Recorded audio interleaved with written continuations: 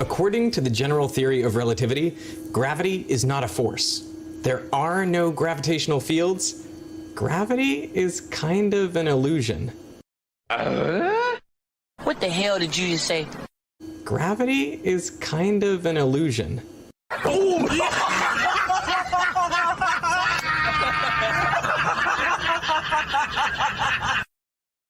In general relativity, there is no mystery.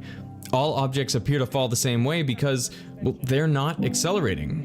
Oh, son of a... That's gonna leave a mark. Let's put another shrimp on the barbie. Gravity is just like that force. It doesn't actually exist. Say what? But in general relativity, there is no gravitational force.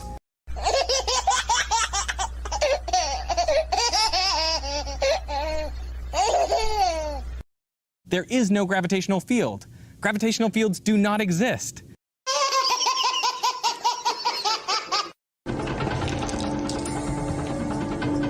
Prepare yourself. Ball tards. In standard Newtonian physics, we draw your weight force, the force of gravity pushing you down, and the normal force from the floor pushing you up. We say these forces are equal and opposite, so there's no net force on you, so you are not accelerating. But in general relativity, gravity is not a force. You have no weight, so the only force on you are these normal forces pushing you up. Gravity is not a force. There are no gravitational fields. You have no weight. Well, they're not accelerating.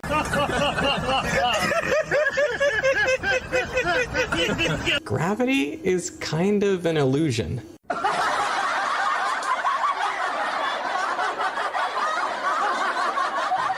Gravity is just like that force. It doesn't actually exist.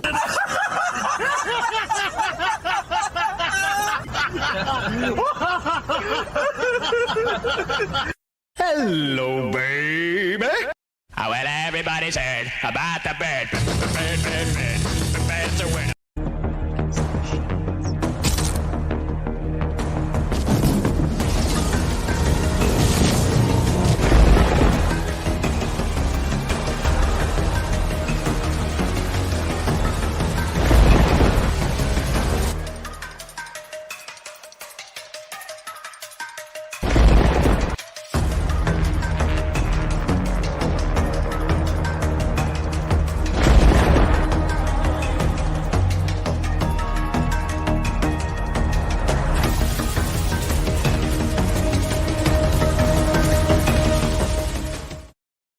Hey, how's it going out there, guys? Welcome to the show. Got a good one lined up for you today. As usual, if you'd like to support this channel, there are PayPal and Patreon links in the info box below. Let's head on over to the panel. Not too many people in there as I expected. When I left, there was only one. Let's see who's over there. What's up in Discord? How's the beautiful Betty Van Velsen? I'm great. Thanks. Have a good evening, everybody. You just get back? Yeah, I got myself a drink. Yeah, it's milk. I was going to say a strong drink, so that's chocolate milk, right? No. Can I say white milk? Yes. Or is Yeah. that racist? Yeah, it sounds racist to me. It does, huh? Yes, it does.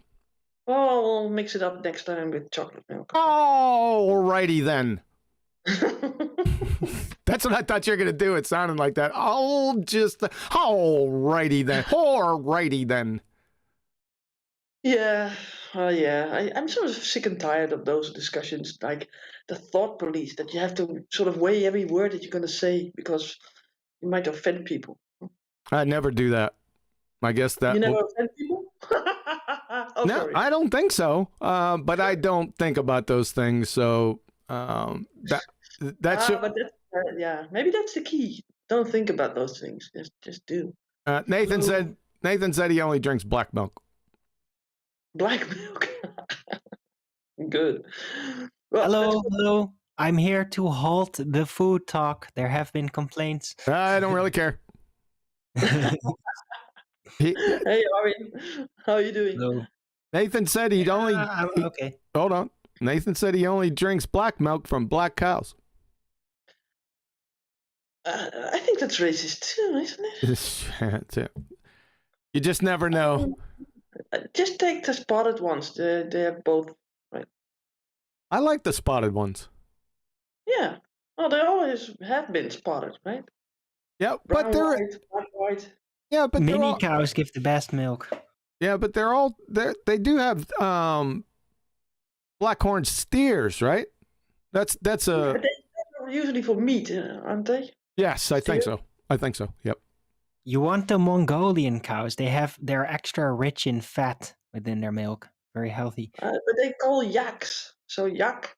Yeah, yeah, it's yak, Is it yak? but it's healthier than it tastes than it sounds.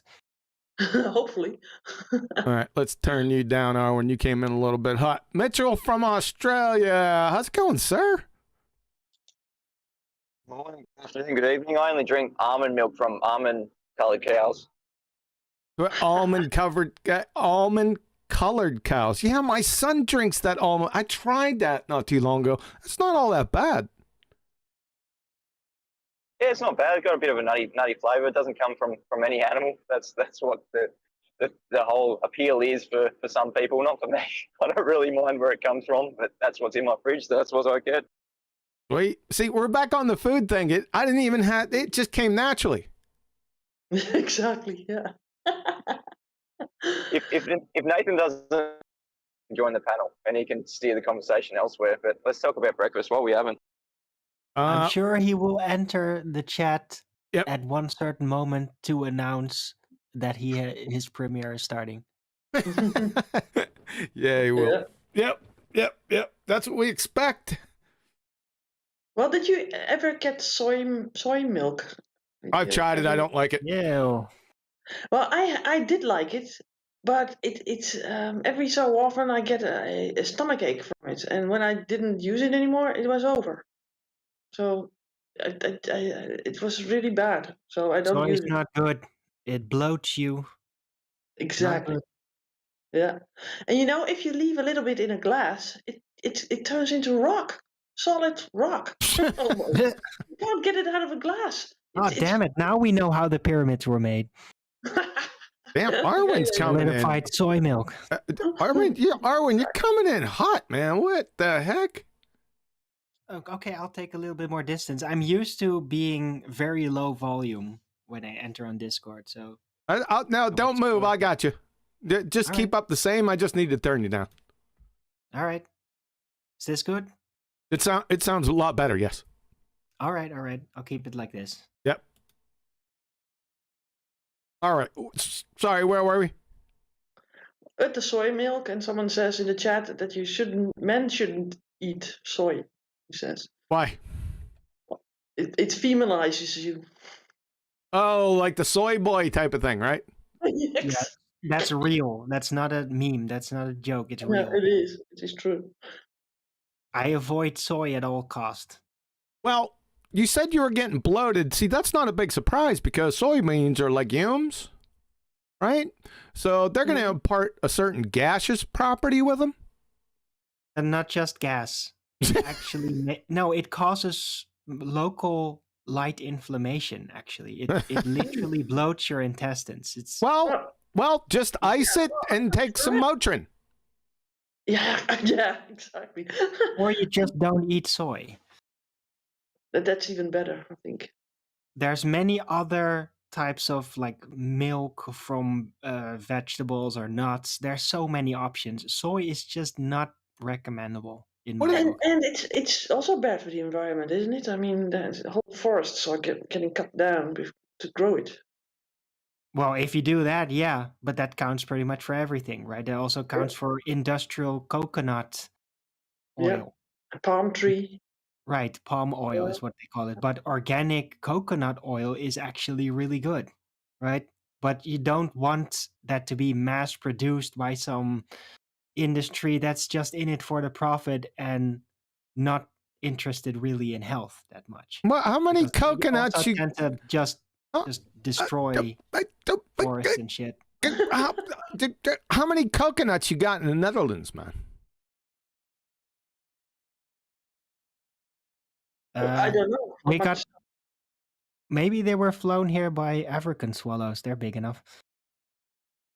Yeah, but it's imported. Yeah, we When I got was growing up, I thought palm oil came from orangutans because they always give you pictures of orangutans saying how bad the orangutans have been treated to get this palm oil, and I always thought palm oil came from the orangutans. It's a good one. Yeah.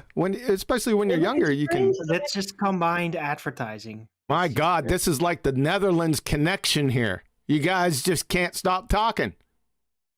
Wait until we switch to Dutch. It's even worse. Dan is er helemaal geen ophouden meer van. Ja, dan kunnen we doorgaan en doorgaan. Vind je niet, Irwin? Yeah. See, I'm starting to lose viewers. No, let's go back to English. So the breakfast thing, what do you guys have for breakfast? Where are we going to start at? Oh, with you, of course. You're the breakfast guy. I had 2 eggs over medium, 3 slices of bacon, butter and toast, and ice cold white milk. Whitey. Ooh, you will have a problem with Nathan then. Yep, that's all I had. It was delicious, as usual. I had 2 crackers with sesame seed on it. You can't. Nathan. That you don't like the hagelslag. Nathan. Hold on a second. Hagelslag, zeg je? Hold on a second, Netherlands. Nathan said that you can milk an almond. They have nipples. Okay. Well, I'm glad that he can find them. Yeah. All right. So you had crackers. Who the hell has crackers for breakfast? Yeah, it's basically what's it called? It has a name, a Scandinavian name. Knekkenbröd? Yes, knekkenbröd with sesame seed on it, sesame street, seed, and hagelslag. Hagelslatten, gotten. Yeah. Very nice. Hagelslag. They can't do it, Darwin. You can try, but they have no feeling for language in the Americas. I know. No, we have no feel for Klingon. It's also a language. So I'm correct. All right, let's go up. So up the list. Mitchell, what you have for breakfast, man? Then we'll get on with it. Are we actually doing this? Yes. Oh, yeah, we are actually doing it. Yes. Well, sometimes I don't break fast. I just keep fasting. Sometimes I don't have breakfast. I just take the opportunity because I haven't been eating for so long. I just keep fasting. I thought it was some people that's a diet. I thought it was the oatmeal. I think it was oatmeal. It was sort of a trail mix breakfast you were talking about the other day. Yeah, I do like that. The oats, that is a good staple in our house. Bit of honey, bit of blueberries, bit of we have some flakes of coconuts from those poor orangutans. All right, so he's fasting. All right, Irwin, let's round it out. No fried skippy. Okay, it might surprise you. I never eat breakfast. I do take a coffee, however, a turmeric coffee, to be more specific, and I do take supplements. And the supplements I take is a D3, K2, B12, vitamin C, and zinc. Oh, right, and also another, with the, what's it called again? Hold on. Oh, brother, we got to hold on until he gets a saw palmetto supplement. Oh, So brother. that's kind of my breakfast every day. All right. It sounded like you were playing Battleship there, D12, B13. Like bingo. Hey, when you know the right moves, and it works. Wait, All right, so let's end the food montage here. Scrat is flat. What's going on, man? Much, just driving as usual. What you have for breakfast? What do truckers have for breakfast? Well, I was home when I woke up, so I tried to have a burrito that we bought, and I put it in the microwave, and it turned rock hard, so I just threw it away. And I think what I had was a couple almonds. I thought you're gonna say compact cars. I like to keep a job. Yeah, I got you. Sure. Burrito in the morning. Unbelievable. Truth Seeker, might as well let you in on the game. What you have for breakfast? I'm kind of on the same boat as Irwin. So what I do is I intermittent fast. So I don't eat anything until I think in the next hour is actually when I eat. But usually I'll have like a coffee, and there's some supplements that I would take as well. Zinc and magnesium. I take black seed oil too as well, and vitamin C. What other one do I take? Vitamin D3 and K2, and that's how I pretty much start. Bingo. My morning. Nice.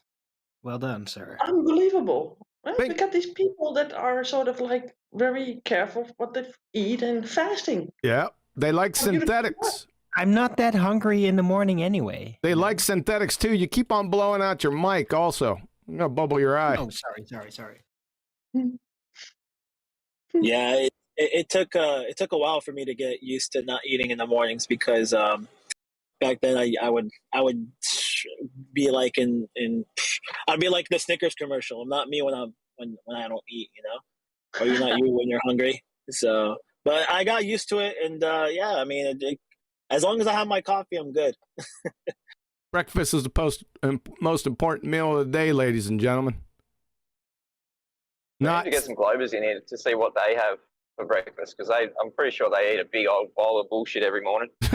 That was a good one. It really depends. Breakfast is important if you get up really early and really have a morning, right? A big morning. Then, yeah, you want some breakfast at some point. Of course. Well, technically, the word breakfast, you're breaking your fast, so technically everybody has breakfast one way or another. Oh my God, we got a pedantic guy in here. I just call it lunch. I'm just saying. I call it lunch.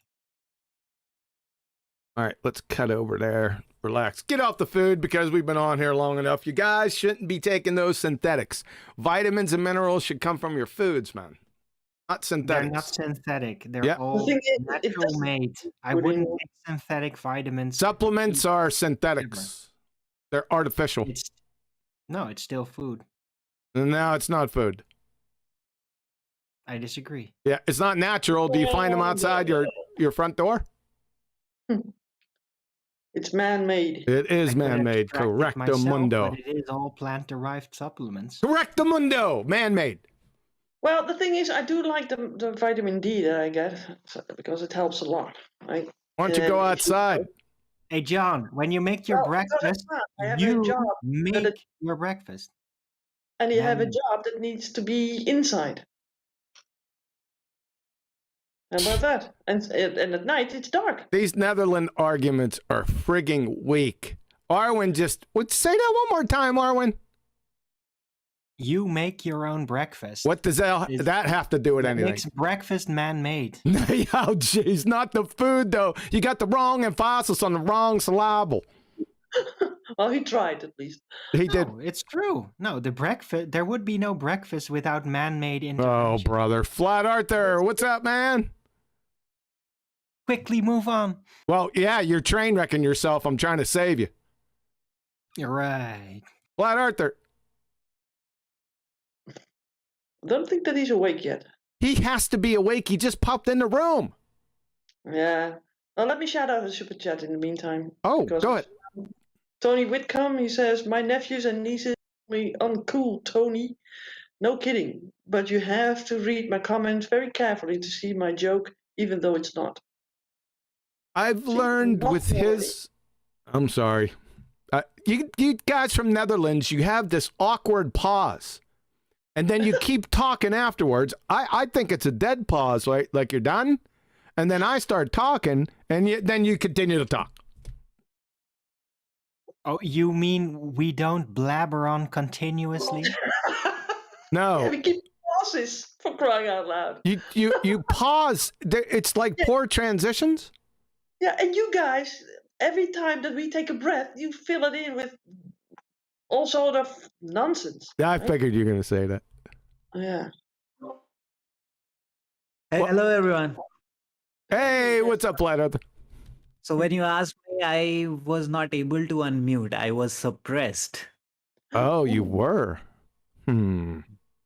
What did Anyway. you have for breakfast? We went over the typical breakfast before, but what did you have this morning? I am going to have my breakfast in like 6 hours from now. All right, what's that going to be? Not sure. I'm going to sprout a few gram and peanuts. Huh? Just peanuts? Peanuts and ground nuts. Gram nuts. I'm sorry. What do you call that? Gram, yeah. Gram seeds. Gram Pulse. seeds? The hell is that? Yep. Oh my god. Chickpeas. Chickpeas. Oh, Chickpeas. chickpeas. Okay, gotcha. But, all right, yeah. But smaller and green. And green. Yep. What do? You mash them up and put syrup on them or something? No, you can boil them also, but you can eat them raw. I eat them raw usually. Eat. All right, we're It's done really with the good breakfast. for your digestion. Sure, It's they really are. good for your digestion. So are supplements. Full of fiber. What do we got here? What's new in Flat Earth before we get on? There's going to be... Oh, my goodness. Eating, right? People eating nuts. I like it. Are you done? I had to get it out there. Right in the middle of when I was talking. Yeah. Well, what I was thinking about of mentioning was about flat Earth thing. Is that have you guys noticed that they are sort of ramping up the Russian-American race to space and have the first space movie? Dude, yes. Yes, the Russians did a whole weird thing where they went up to officially shoot a movie in space. Yeah, because there was a sick level of doublethink. a sick astronaut, and then some woman has to be going up there to operate upon the guy. I wonder how that looks like when you open up someone's stomach and the whole bowels fly out, or something like that. Must be interesting TV. Well, don't they just float? Yeah, they float, but your entrails will float out. That's what I'm saying. Things get really problematic when the vomit comet has to pull up or it'll crash. That's when things get really problematic. Did you see, Irwin? Did you see that she came down and that she was in that chair and that she also had to shot a scene? A scene had to be shot from where she was at, back on Earth, and I found it so unreal. Right? It was so stupid, basically. It was, of course, it's a giant stunt. Yeah, because they notice that people sort of lose their interest, right? And then they have to ramp it up. People need to have an escape. Now they all want to go to Mars. It's just fueling the dream. To be honest, I think it was an interesting move, right? It's at least it's not just straight out demonic or something, right? Not yet. They're trying to keep something sort of positive going. I've seen worse project. Yeah, well, the thing is that I think they have done it now, the Russians, but also the Americans. Is that now on the going, or is somebody now up to the ISS? Well, faking space and trying to do things in that presupposed medium is the new hotness. It has been for half a year at least since the new corporate launches started up and all that. So yeah, they're using it. They're just using it as a new attention medium. Yeah, absolutely. And also, I've heard about a Chinese rocket that was going around the Earth, and it was so close to the ISS that it sort of put it from its place, or it dropped down, or and they had a hard time getting that ISS up to the usual orbit. Have you guys Was heard it of visible on a 24/7 ISS stream? I don't know, to be No, honest. of course it's not, but it should have been. It should have been, yeah. Well, I saw that somewhere. Someone had a video on that. No, I thought, BS, right? BS.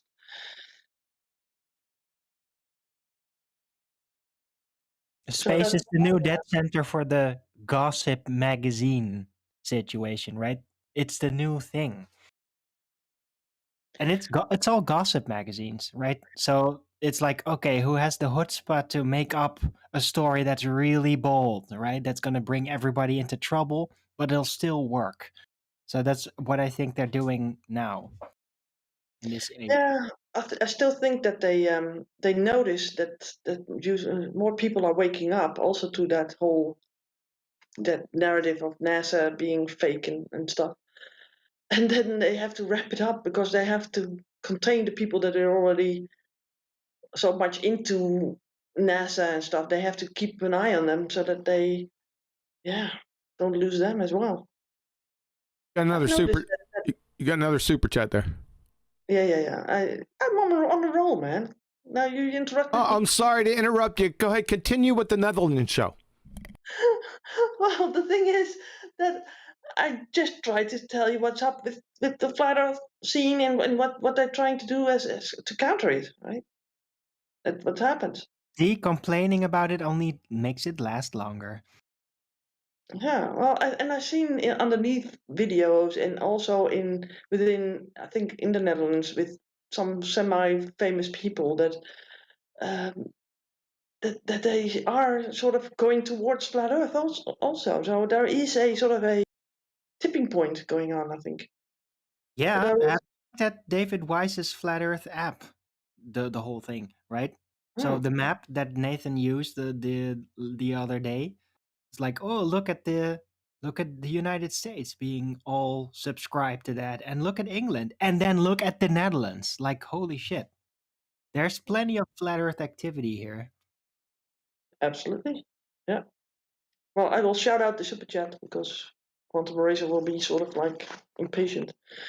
So that's another one from Tony Whitcomb. He says William Shatner in the craft. First scene, 3 parachutes, next camera angle, 2 parachutes, must be real. LOL. Oh, really? That's 2-stage parachutes. That's 2 different types of parachutes. I didn't First catch is that. like the early parachutes, and then the real ones come out. Tony, you got the name of that video? I know you can't post the link in the chat. Go ahead and just write the name of the video if you can, and I'll go check it out after the show's over. Thanks for the super chat, by the way.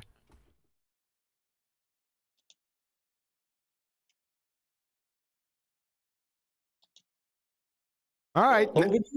All right, Netherlands, did you sow all those wild oats, or you still got a little more left?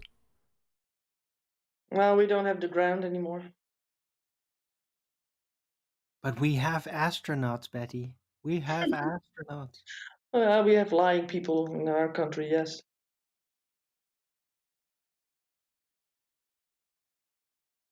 Well, those are everywhere, right? We'll sell you New York back. Stop lying, people. That's not special. An astronaut, that's special type of lie. What did you sell it for, Quantum Eraser? Yeah, I'd sell it back to you. For what amount? $100 million. Yeah, no way, because we sold it to you for $1.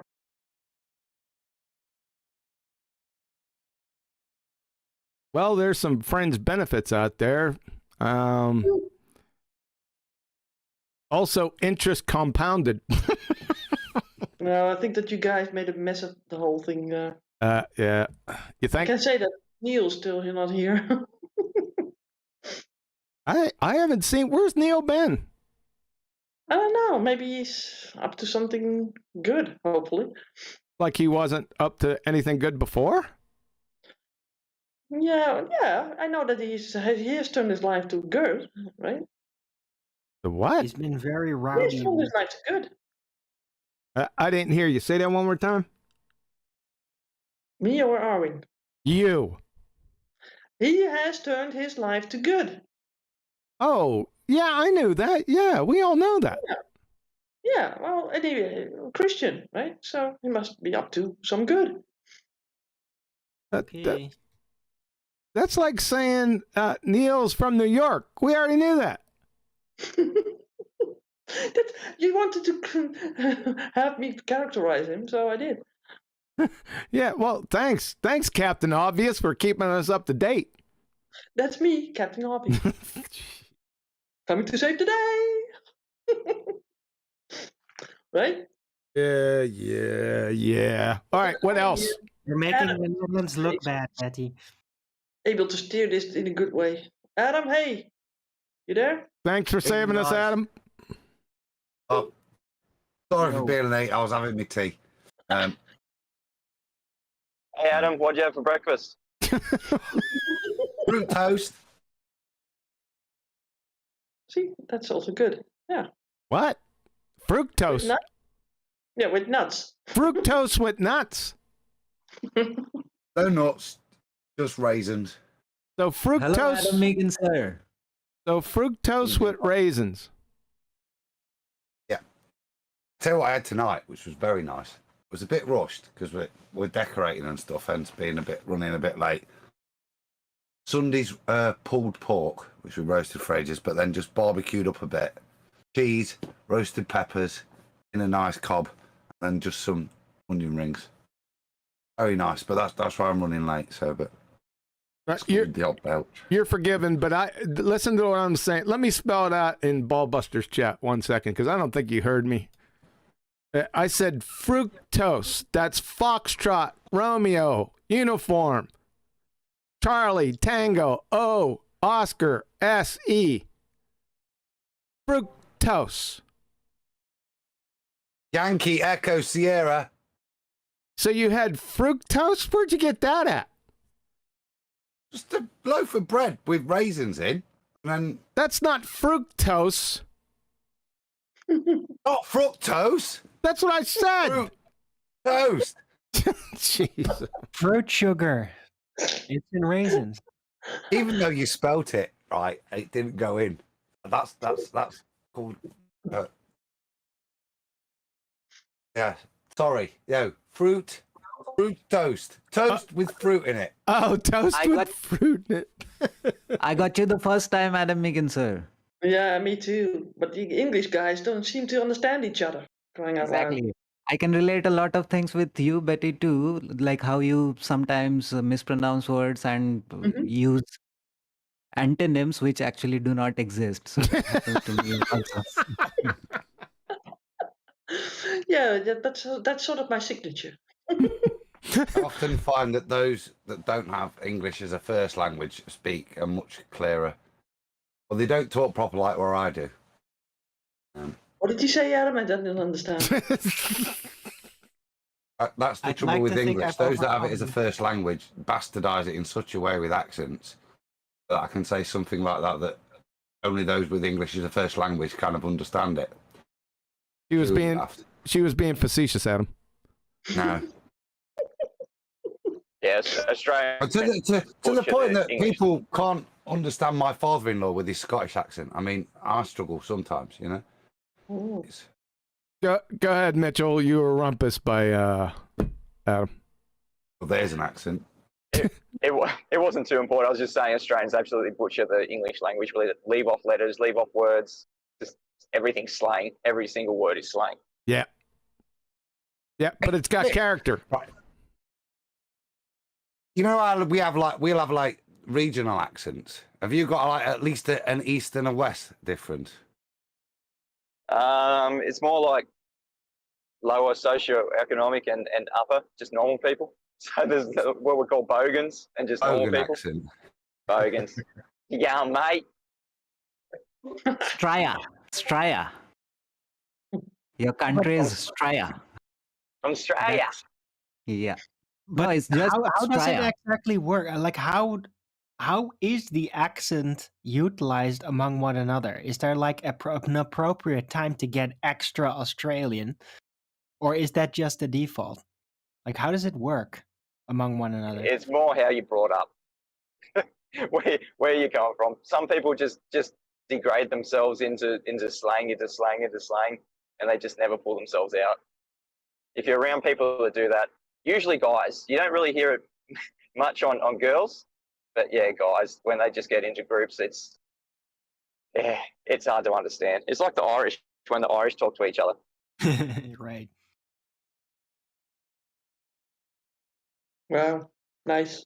I wasn't ready The for Dutch among one another can do that too, by the way. Yeah. Like I wasn't tried ready to follow conversations between Oh my Dutch people God. speaking Dutch where I would be like, wait, what? What? Yeah. Because they just go so slangy, so deeply into the Dutch accents and slangy that it becomes a little hard to follow sometimes. It's like you have to be in on it to get it. He said that to me a while back when I tried a bit of Dutch. He said I sounded like I was from the north. Won't try it now, but From the north of what? well, I remember you trying it, and it didn't sound local. So I'm sure you said it sounded more like a northern accent. If I try Italian, because of where I am, apparently it sounds a bit more bumpkiny. I sound like a country bumpkin, whatever a country bumpkin. I know what it sounds like in English, but that's why I was asking Mitchell. You've got them, you've got regional accents, but it's just socio-economic in Australia. That's strange that they're socio-economic rather than regional. Yeah. That's what I was going to say before I was rumpused again. On his own show. How is that possible? Well, it's unique on here because we can't see each other, right? So usually you could get those nonverbals. People usually, move forward a little bit when they're getting ready to talk. So I got to factor that in. It's difficult not seeing each other and then having a discussion. So I'll factor that in. That's a good thing. Isn't it? Yeah. Means that we are not kicked out of the server. Yeah. You ain't going to get kicked out of your own server. Well, if you could, I would be.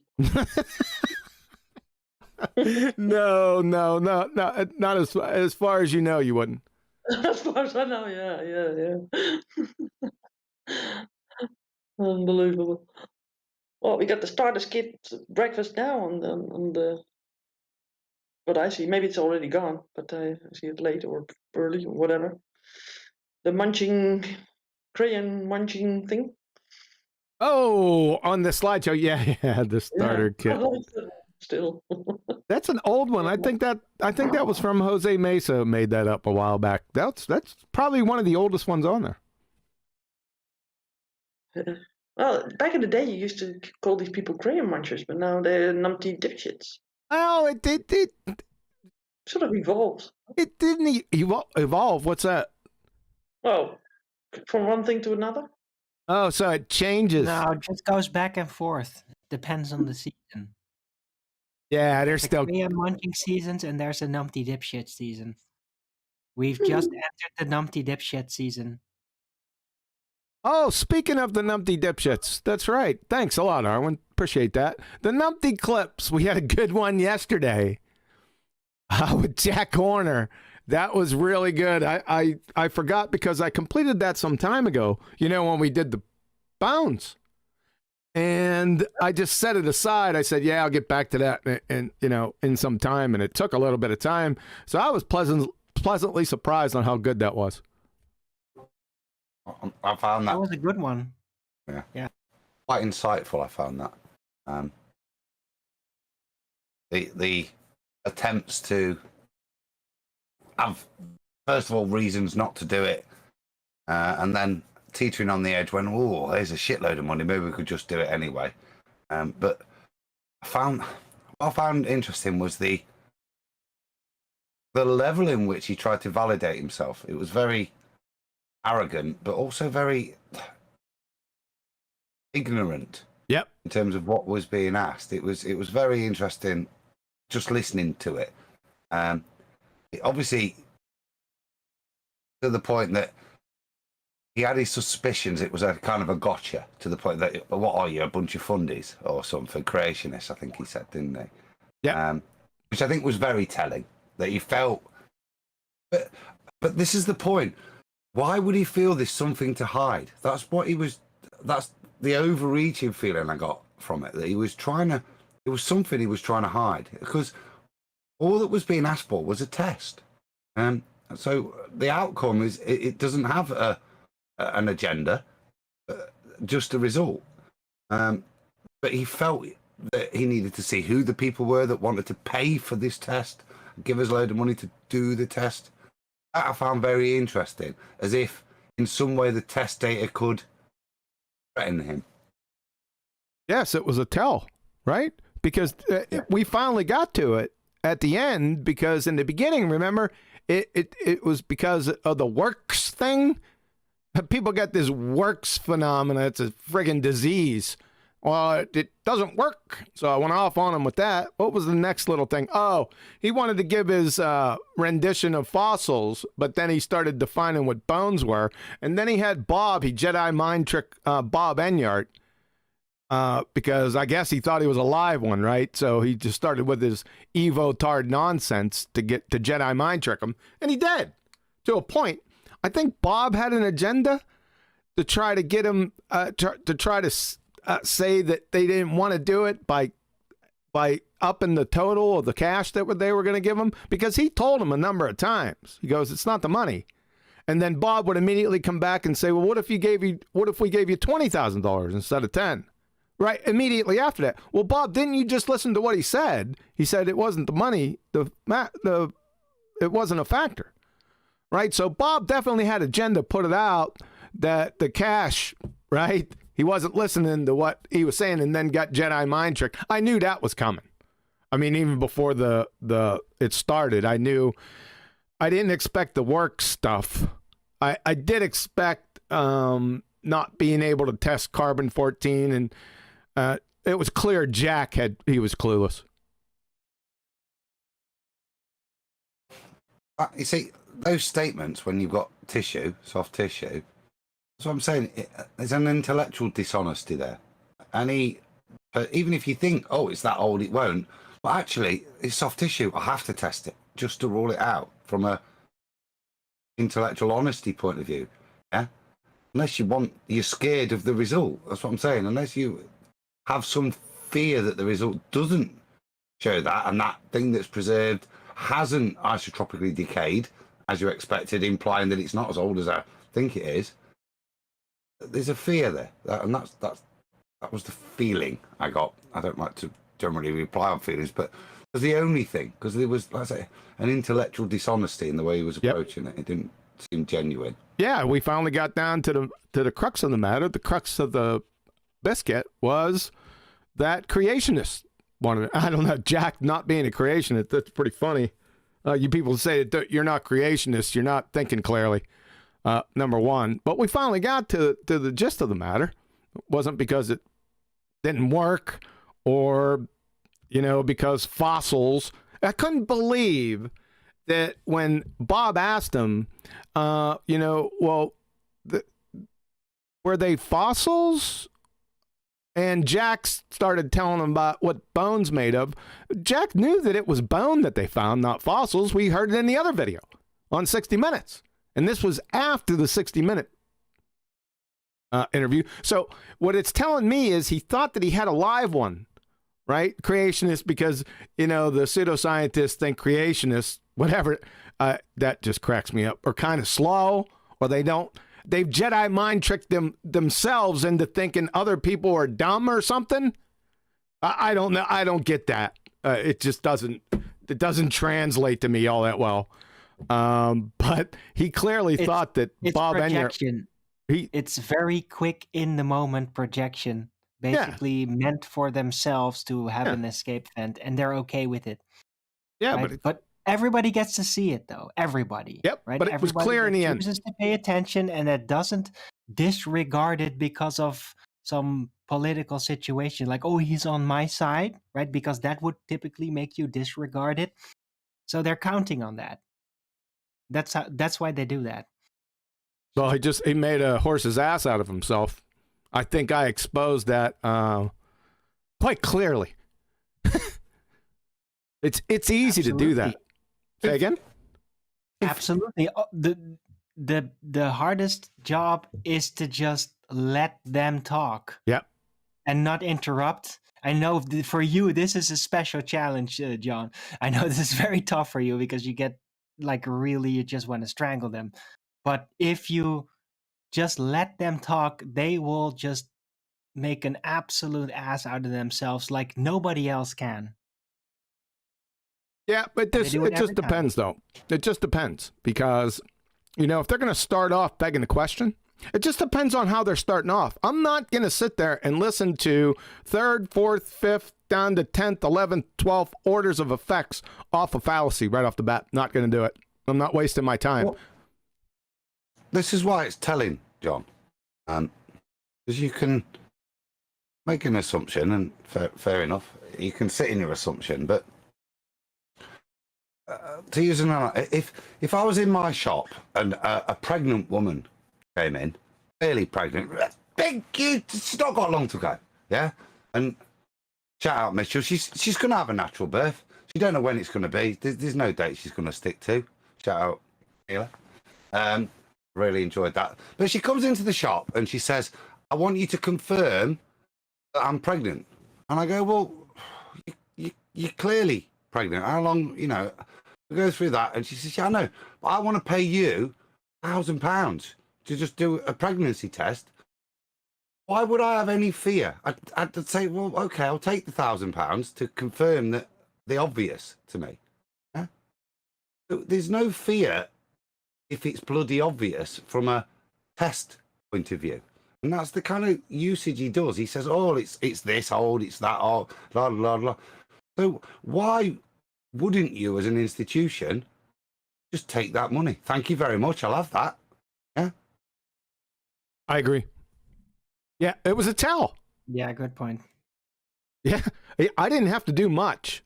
Just maybe with some pseudo-technical stuff just on the surface, but I didn't have to do much. Jack did my job for me.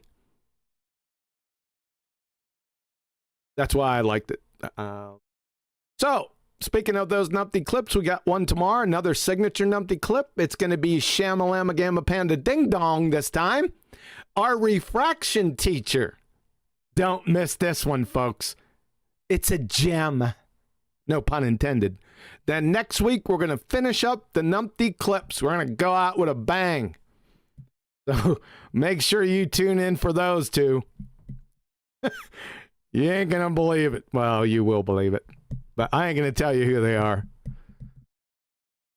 It's going to be classic. You can't be seriously rounding out the series, right, John? I am. You know that the numpties will go on forever. They will. Ah, good. Thank God. We might circle back. I might do a greatest hits every now and again. Maybe if something stands out, I may get back into it again. You can hear some of the numpty clips if you listen to the show at the beginning. I'm going to start playing those. I call them just little short clips because I play them at the beginning of the show. Not too many people are here then. So I might do it at the beginning and at the end of the show. I'm going to do that today. I'm going to play that one again at the end of the show. Can I shout out the super chat? Yes. Okay, we got another one from Tony Whitcomb. He's at it today. And he says, ballers are literally uninvolving. Can't even answer a valid question without spiraling into a math equation or a parroted consequence. I agree. Thanks, Tony. Yeah. Especially when the equations have nothing to do with the arguments. Right? Equations just describe at best. So I don't know what they're talking about. We're going to get into, we're just going to touch on the surface of some equations in the second part of the presentation. I'm going to do two short presentations today. One from the website. It appears, this is kind of funny, that I've been hearing a lot of flat earthers trying to prove the earth is flat. Just a news flash. That work's already been done for you, in case you hadn't noticed. Right? We're going to talk about one today. We're going to get into the solar. Right? What I think is one of the easiest and deadliest flat earth proofs. And then we're going to talk a little bit about Newtonian mechanics, because it seems that somebody has some difficulty in understanding that Newtonian mechanics, all of it, is bunk. So I don't even know why it's being entertained. I think I gave my my position paper on Newtonian mechanics not too long ago. But I don't know what it is. People just, I guess they like to argue or something. I don't know. But we're gonna put a silver dagger into that one for like the 675,898th time. So maybe it'll become clear. Confidence isn't high, though. Tell you that. Well, the problem is that even though it has been even officially negated, they've moved on, right? Well, from the priesthood, people have been given permission to think of gravity as a force, which would definitely resonate with the Newtonian model. So, right, if you're given a permission to do it, then yeah, of course it's going to happen. People will just keep continuing to assert Newtonian gravity. I love it. It's like big hanging watermelon-sized curveballs. Continue to do it then, I would suppose. Just the flat earthers that do it, that bring it up. You're just asking for it. I'm telling you. But that's okay. Continue to do it. It's all right. Keeps me in business. All right. Any more business before we get on to this? Where are we at here? That's not what I want. That's what I want. And computer sounds off. I don't think we want to hear the music here. I would like to hear it, but I don't think YouTube would like to hear it. And I'm not sharing this with Discord, so guys, if you can go to the watch page. So this is right off the website. It's called Flat Earth Proofs. There's a whole load of them. Once I get my web designer back from Safari, I'll go ahead and add the sextant. But I really don't need it. It's just, how would you say, icing on the cake compared to the proofs that I have in here now. We're going to go over this one because, like I said, I think this is one of the easiest ones and deadliest. There's no way around this argument. So, according to the heliocentric, sun-worshipping, spinning ball space monkey religion, every point along a tangent in every direction from your feet drops. That is vertical drop. I realize that's a bit redundant. I do that for the baltards because they can't figure out that drop is vertical, right? There's no other type of drop other than vertical drop, by the way. Duh. So, drops, vertical drop away from you at 8 inches per mile squared. Funny how that happens. It's the quintessential tenet of your religion. And in every statement you guys make, you just get further and further away from it. That's okay. I'll just bring it right back to you. From Borsa et al., Topography of the Solar, Bolivia, from Kinematic GPS, Geophysical Journal, International Volume 172, Issue 1, pages 31 and 40. Let's see what he has to say here. Huh. Right here, just in case you're not identifying it. The Solar in the Bolivian Andes is the largest salt flat on Earth. I could stop right there. Essentially. You see this? You can't have flat on a sphere. Period. So as soon as they say that, yeah, I don't understand. You say, oh, you're being pedantic. Yeah. Because he said flat. So it's over right there. I digress. I'm not going to stop there. Is the largest salt flat on Earth, exhibiting less than 1 meter of vertical relief. That's vertical drop. Go look up vertical relief. It's drop in elevation, just to clue you. over an area of 9,000 squared kilometers. Longer wavelengths in the DEM digital elevation model correlate well with map gravity. Yeah. Suggesting a connection with broad-scale solar topography and the geoid hypothetical shape. Similar to that seen over the oceans. So what are they exactly saying here? Well, the solar is as flat as the oceans. That's what they're saying. Usually the arguments come up, they'll red herring fallacy the argument because they can't deal with it head on. They'll talk about this. Well, they're talking about gravity. What do you believe in? Gravity, Kiwi? And look, they said geoid. What do you think it's a geoid? No. See, this is the argument up here. Not how they got it, the information. The end product, the information. I could really care less about this. Now, these are other arguments. We can deal with that after the solar. I'll take you to the woodshed and then whip you around by your short hairs with that and your hypothetical geoid. That'll be not an issue. So this less than 1 meter vertical relief, see, that's the game right there. That's it. That's the coup de grace. Because you can't have that on a sphere. That's a geometrical flat plane. You can't have that. Not on a sphere, you can't. It's a contradiction in terms. It's a paradox. Like I said, you can have a myriad of topographical features on a sphere. Mountains, ridges, spurs, saddles, depressions. You know what you can't have? A geometrical flat plane.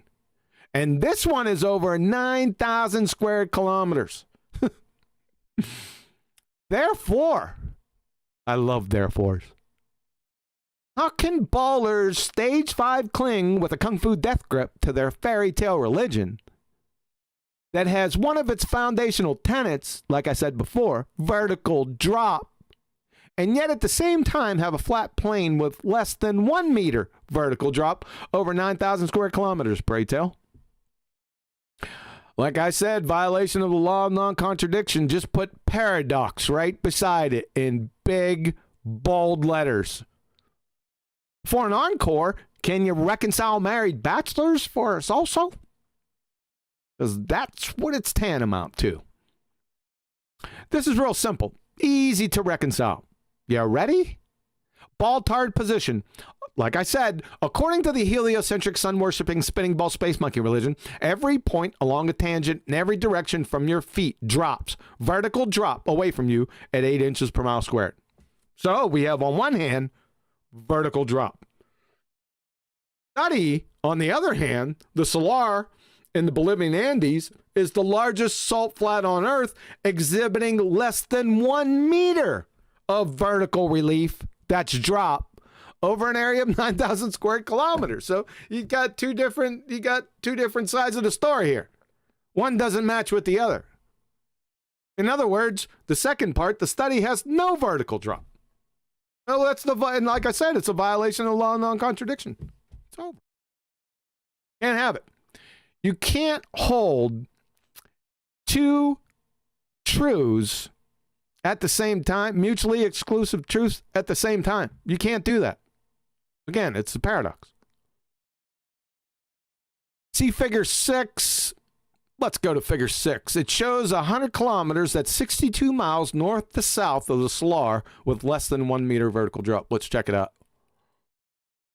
You think I'm lying to you? Let's go ahead and find it. It's down here somewhere. Not there, not there. Bam! I'll make it a little bigger for you. Bam! Bam! See that? So you got alpha prime up here in the north and alpha down here in the south. From alpha to alpha prime is 100 kilometers, 62 miles of flat land. This is impossible on a sphere with less than 1 meter vertical drop. Can't have that. Why can't you have that? Well, because of their religion. It's 8 inches per mile squared drop, right?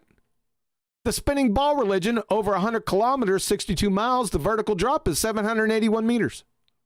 You got to have that. The Bolivian salt flats, 100 kilometers, 62 miles, vertical drop is less than 1. It's over. Right here. Bam. I will finish it up with the modus tollens and dance on the graves. Modus tollens, if P, then Q, not Q, therefore not P. If the Earth is a sphere with a radius of 3959 miles P, then there must be a measurable 781 meters of vertical drop over every 100-kilometer section of the Earth traversed, Q. Not Q, we do not measure 781 meters vertical drop over 100 kilometers of the solar. Therefore not P, the Earth is not a sphere. Alice in Wonderland is more tenable than the ball-tard spinning space monkey religion. The prosecution rests simple. They live in a fairy tale. The end. Questions, comments? It's amazing how this all syncs up at once, because this is going to be my topic tomorrow on Flat Earth School, about how we measure the physical flat Earth. Because we get into maps, we get told by Globers, show us your flat Earth map. Every single map that we use from navigation, every single map that's been measured from the physical Earth that we live on is a flat Earth map. It has been physically measured flat. If you want to get into how we actually measure how flat it is, these measurements that you've just gone through, it's all been measured absolutely flat. All flat Earth maps. Yeah, and they measured it. He's not a flat earther, right? He's a hostile witness. They measured it. I just stand with their results. That. Yeah, it's in plain sight for them. Yep. They're just failing to come to the conclusion that we're coming to. They have to set up every single piece of their equipment as if they're looking across a flat plane. They have to treat everything as flat. And then they're measuring everything as flat. Where does the curvature come into it? Where does the globe come into it? You never take any curvature into consideration when making maps, when measuring the lay of the land. Yeah, there's elevation profiles, but that is across a flat plane. Yes, sir. We kind of bumbled across this on Flat Earth debate, I think probably a couple or 3 weeks ago now, onto the triangulation of India, how it was done. Triangulation's the key word again here. You know, all of these calculations, the different heights above sea level, they're taking the reading, the peaks they're trying to measure at different, it's all based on one premise, and that's a flat base. There's none of the calculations are saying, well, we're measuring 2 miles here, or so we'll take in X amount of curvature, and no scale. There's none of that. All the triangulation is based with a flat base. It's not a curvy base, and we showed with that, and I think the Cassini map of France as well, which is even earlier, again triangulation based, which is still accurate to Google Earth today. I think there's an overlay I showed.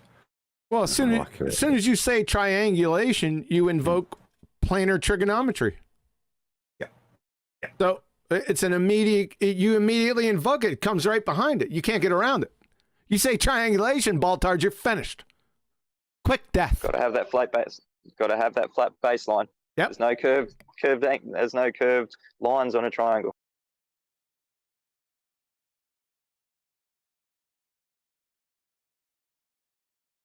Anything else with the solar? Like I said, this is an easy one. Right? This was my first flat Earth proof, by the way. It's simple. You don't have to convolute it past this point. It's all measured with a flat baseline. You need flat, straight lines. And notice how they didn't bring in refraction with that at all. It's nothing to do with refraction through any of these measurements.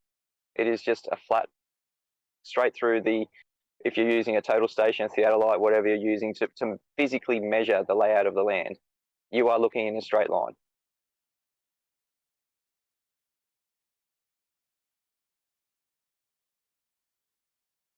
Anything else with the solar? Well, yeah, but it's only like ramblings. And if you take it that it was on a ball, but it's still flat, horizontal, flat, then which tangent on the ball, is it flat too? And more importantly, if it is flat, and as you can see that rather attractive lady skipping around there on the water, all that water covers the whole expanse by an inch or two.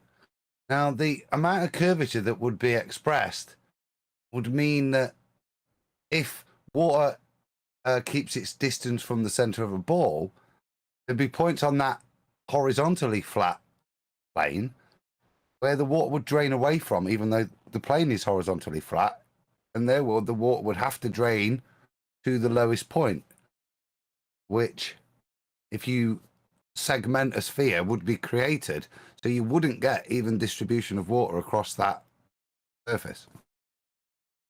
That makes sense? Yeah. The only thing that didn't make sense is you don't know that's a lady, Adam. Everything else is correct. Just let me see it again. I'm going to check the bum. Let's not go there, but yeah, It was a absolutely little bit Tales of the Unexpected, if you know that. It was a little bit exceptionally camp if it's a bloke throwing those shapes. That's all I'd say. Now you've got me worried. You've got me worried now, Mitchell. Let's get back to flat Earth. Sorry for digressing. Absolutely, everything that we measure is absolutely flat. It's undeniable. I don't know, where does the globe, the curvature, come into it? That's an afterthought. But you have to presuppose that you are on a globe. You are never ever measuring any curvature on the reality that we live on, our flat plane. You have to set up everything as flat. You have to measure everything as flat. You put everything into the maps as flat. Where does the curvature come into it? Globe believers, show us your map that you use to navigate that takes into account curvature or the globe. You will not have one. Nope. It's a chick, or it's a dude in a leotard that's post-op. Post-op! Looking at the bum. It's a chick. Oh, A deep fake? Turn the gaydar off. I'm happy. Oof. Imagine the trolls on that. Always got to check. But you get my point. If you have got an area of surface, that's been segmented off a ball, and the behavior of water, even if they say, oh yeah, it's just a very flat area that is horizontally flat, I said it's so full of conjecture, but even if you had that, then their direction of gravity and therefore the flow of water would be different. Water wouldn't sit equidistant above the plane, horizontal plane.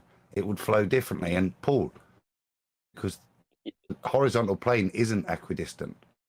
Yeah, you know what? That's a good point. There's nothing that's locally flat, because you as you just said, you can't have different. Everything is meant to be going to the center of their presupposed spherical Earth. The globe is meant to be curving in all directions as you traverse it. There's nothing that's locally flat. To say that something is locally flat or appears locally flat, it doesn't work. Nothing appears locally flat. Everything is flat. Nothing appears to be curved. In fact, it would pull at the center, wouldn't it? Because if you segment it, then the bit you cut off, the biggest bit, is in the middle. Therefore, you cut off. Therefore, technically, on a ball, even though it's flat, that middle bit you've cut off in the middle is significantly lower by the geometer height, isn't it? The height of the hump that you've just cut off. So technically, it would all pull in the middle and then distribute out. Being probably pointlessly geeky. But the point is, it wouldn't sit equidistant like it's demonstrating there. It wouldn't be one even height above the surface of the salt plane. See how painful this is to try and understand that we're living on a globe. All we have to do on a flat Earth is just set up our equipment and measure it. There's no like, oh, how does this work here? How do we explain it? We don't have to explain anything. We measure it, we see it, we live it, we navigate it as flat. Right, we don't have to apply math as much as the globers do. They have to build the machinations to make it seem spherical somehow. We just look at it, it's right there, it's flat. You got Al Baruni talking trash in chat. Uh-oh, we got Neil in here. Someone didn't warn us. Betty? Ooh, yeah, I wanted to say the New Yorker is here, but yeah, there was so much rambling going on. There were ramblings. Because you confused elevation. Wait, Kiwi confuses elevation with flatness. I'm shocked.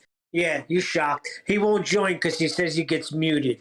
Ah, stop crying, chat skank. Yeah. Don't Right, deal by the with way, chat. awesome videos you're playing What's that? on the YouTube. Really awesome video. Oh, that's off the website. I was gonna really beautiful. Oh yeah, I was gonna touch on that on the website. Let's go back to it. Yeah, on the website, this is the Solar Proof, and there's music. I had to hush the music because it would YouTube wouldn't like that, but they would probably copyright me. But sometimes I'll just go here and just stop right here. It's mesmerizing, right? This is it's a calming influence, definitely. It's so really therapeutic. Beautiful. Yep. Yeah. She is a very talented dancer. Oh yes. Most yes, definitely. especially when the sun was right behind her and I wasn't sure whether she was clothed or not.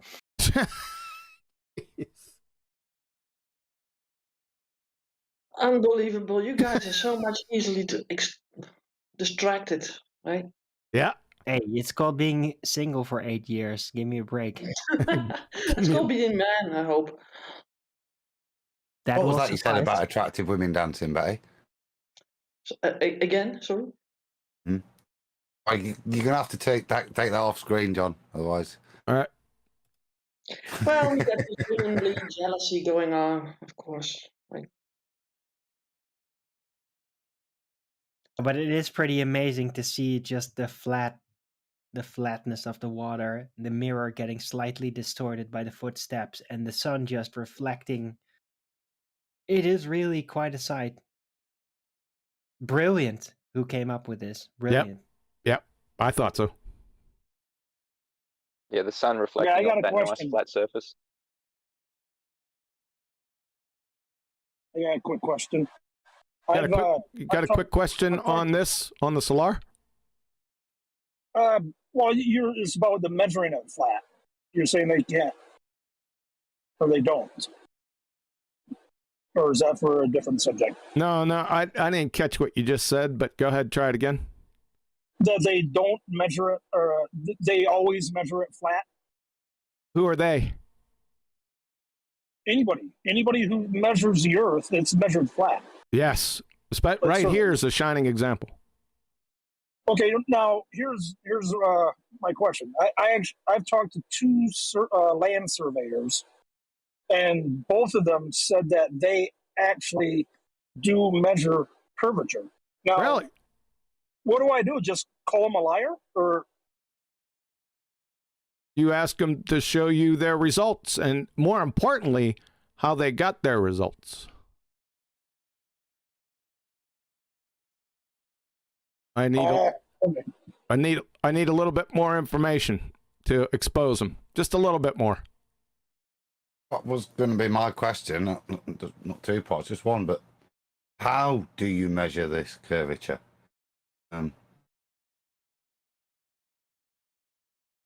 Well, okay. Basically, let me rephrase that. They didn't say they measured curvature. They say that they never measured it flat. So, if that makes any difference. Oh, well, that sounds like a semantic argument where technically they're correct, because I've never measured anything that's totally flat. Even my shelf, a flat shelf isn't totally flat. So it sounds like a semantic excuse. Pedantic. So are they, when they measure stuff, are they taking into account the curvature of the Earth? Are they, and if not, then there's no argument. If they are, how are they measuring and confirming this? Bearing in mind it's a geoid. I just wait for the reciprocal. I just wait for the reciprocal zenith angles, and then you're finished. Surveyors, just say it, right? And then woe unto you, what's about to happen to you next. All right. Anything else, Scrat? Any more questions? No, I'm good for right now. Thanks. Yep. Anything on the Solar? No, I think it's devastating proof. I agree. We about ready to jump into the next one? I think we are. Betty, any business? Nope. Why the hell not? Well, I'm not into the business. Not you. Oh, sorry. All right, let's take a little look at this. This is for flat earthers and flat earthers only, right? Whenever Newtonian mechanics is brought up, or classical mechanics, if you hear classical mechanics, right, that's Newton. Whenever you hear Newton, that's classical mechanics. So we're not there's no confusion out there. So we'll take it right from their alma mater. Wiki. Newton's classical mechanics were superseded, right? Superseded in the early 20th century when Albert Einstein developed the special and general theory of relativity, period. Over. Why do I even have to talk about this any further? Unless we're confused on what superseded means. I think everyone knows what that means, right? I don't need to go get a definition for you. I think it's pretty self-evident. And then you say, well, it's wiki. Okay, I understand that because wiki is a poor source. I'm just using it as a hostile witness because they're wiki parroting pretender clowns. That's where they go. See, if wiki would all of a sudden shut down for like 2 or 3 months, there'd be no baltards left. That's why I do it. But we don't need that. We don't need wiki. Let's go to Phys Libra text. We'll go to a professor of physics and see what he has to say about it. Newton's 2 crowning achievements, the laws of motion. See where I'm going? We're not talking about gravity so much here, right? But it's gravity also, but the laws of motion, yeah? And the laws of gravitation, so both. That's all 3 laws of motion that had reigned supreme since published in the Principia, shout out to Adam, in 1687, were toppled from the throne by Einstein. I don't know what else to say. Pretty cut and dry. There's no question here. He's not waffling. He's pretty matter of fact. He even uses some colorful rhetorical language to help emphasize the point. Right? And it echoes from this one up here. Newton's classical mechanics were superseded. Superseded by who? Albert Einstein. Seems echoed right here. That the laws of motion and gravitation were toppled from the throne by Einstein. So, what's up? You're finished. Right here. From Professor Jacob D. Becketstein, let's ante up. From Caltech. Einstein also replaced the Newtonian law of motion by the statement that free test particles move along geodesics, the shortest curves in space-time geometry. It's over, right? It's echoes, right? Einstein replaced Newton in everything, in every facet. Now we're really up in the ante on the Baltardo-meter. We're going to Richard Feynman, who they praise. They have statues dedicated in his honor. They kneel at the altar of Richard Feynman. So let's see what Richard Feynman has to say. This is a double barrel right here. I love this. The discovery, this is from Richard Feynman, lecture on quantum electrodynamics. Listen closely. The discovery of quantum mechanics first, then in the behavior of light, then in the behavior of matter, finally culminating in 1926 with the full equation of quantum mechanics, which told us that the laws of motion of Newton were not right. Let me say that again. which told us that the laws of motion of Newton, these guys, what we're talking about, were not right. I don't know what else to say. I don't think he's waffling much here either. And finally, from the Feynman lectures, again from Caltech, even though the law F equals ma is false, but what else is there?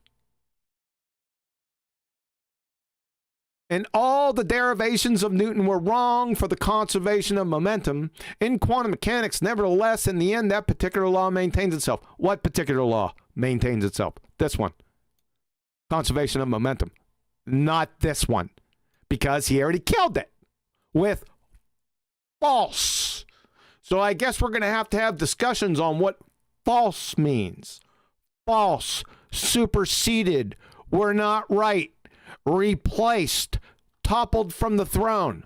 Do we have to get into what those exactly mean here? Is that where we're at? All right. Newton's dead. Literally and figuratively, he's dead. It's all over for Newton. It has been for 106 years because he was replaced by Einstein. Then quantum mechanics dealt him a death blow. And Einstein. So we're just waiting for you to parrot the correct pseudoscience, and then we'll get the cases with Einstein. But you guys don't even understand Einstein, right? We all know this. We've known this for years. So we're just waiting for you to parrot the correct pseudoscience. I realize that there's flat earthers out there that entertain you and still allow you to go on and on and on with Newton. Well, you've got one that won't right here. As soon as I hear Newton, according to my last statement on Newton, my position statement, it's all over for you. I'm going to tear you up. Quick. Comments, questions? Yeah, I got one. Every time I use these citations, they just completely ignore them. Every time I bring them up, they just completely ignore them. Of course, because this is what we're dealing with. We're dealing with fanatical, religitard zealots that are not parroting the correct pseudoscience. They are this left fuckwit faction that just makes shit up. Right? But I death blow them. They're dead. So whistle past the graveyard by your priests that you fail to parrot. You only parrot them when it's good for you, right? That ain't gonna work.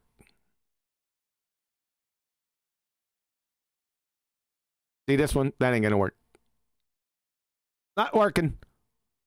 So you can whistle past the graveyard all you want. We'll just present these and then start laughing at you. Now, if you want to get into why Newton's laws were pummeled, I can very easily do that. I'll go step by step with you. I'm not going to do it here today. I've done it hundreds of times, but I can do that too. We can get down into the nitty gritty. I'll kill it quick. Any more comments? Yeah, Go ahead. They'd rather argue about whether gravity is Newtonian based or Einsteinian based, because that's an easier argument for them. When it comes into reality, actually what gravity is in our reality, what it does, that is the hard argument. That's what they want to stay away from. So when they like to parrot the Newtonian gravity, and they will try their hardest to stay in that conversation of whether it's Newtonian or whether it's Einsteinian, because that's the easy conversation, like I said. They don't want to get to the conversation where you apply it to your reality. What is gravity? They have to answer that question because it all falls apart. This guy's an idiot. He's screenshotting my conversation with him. I'm going to kill this guy. Why can't I see France from USA? Is he kidding me? Really?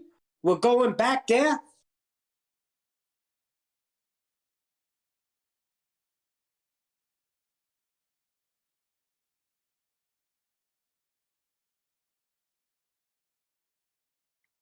Are you eating your banana, John? Yeah.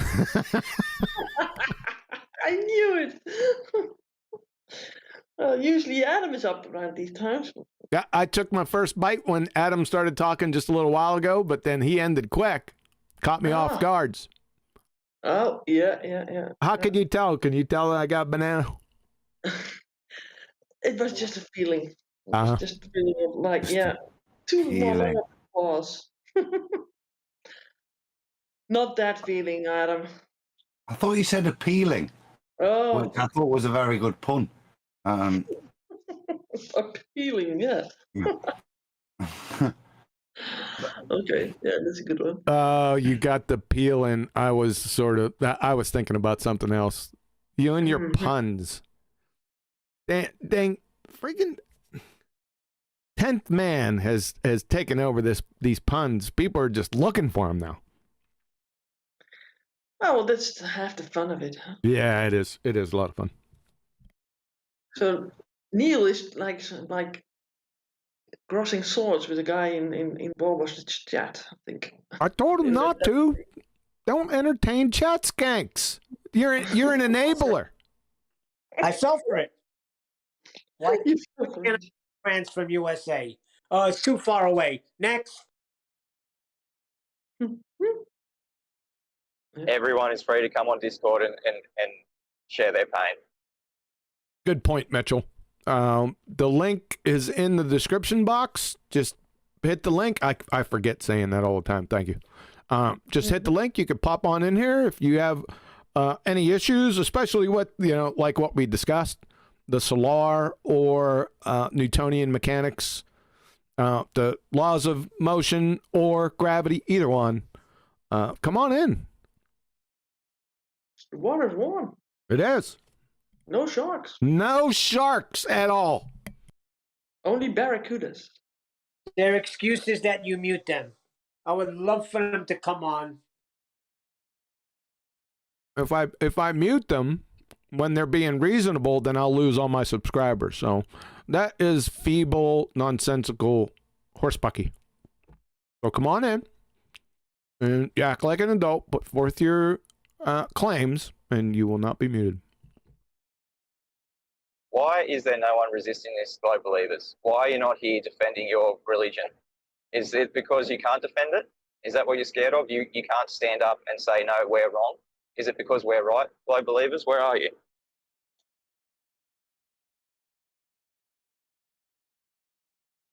You know what's amazing is that they, all these citations that you brought, it's amazing how they'll explain it away and they'll say, oh, well, even though, yes, it is superseded, but we still use Newtonian, law of gravity to explain it in a more simpler term. And the theory of special relativity is more accurate, but it's more complicated. So it's crazy how they'll just explain it away. You got a problem right there, and this is going to be... It's called philosophical freedom. You got a problem right here. Number one, you made a mistake and you said special relativity. Listen to the numpty clips.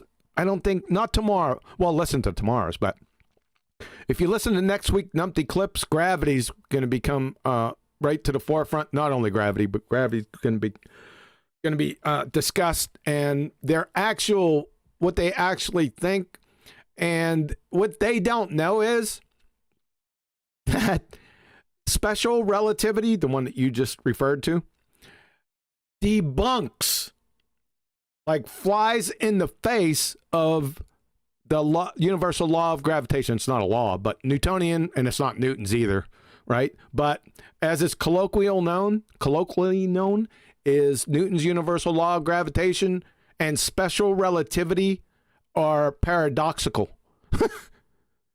So whenever they say, well, all Einstein did with his field equations, of course, they don't even know what they are. All Einstein did, you see, Newton's equations are embedded inside general relativity, inside the field equations. They're so moronic. They have no depth or no understanding of the topic whatsoever. Is that if that were true, then general relativity, all the field equations, or special relativity would debunk general relativity. And vice versa, by the way. What is the difference between special relativity and general relativity? Special relativity is flatland. Essentially, special relativity is flatland, and general relativity is the four-dimensional space-time. If you want to get down to just a grassroots difference, that's the biggest difference. Shockingly. What do you mean by flatland? That's flatland. Special relativity basically speaks to flatland. Deals with speed.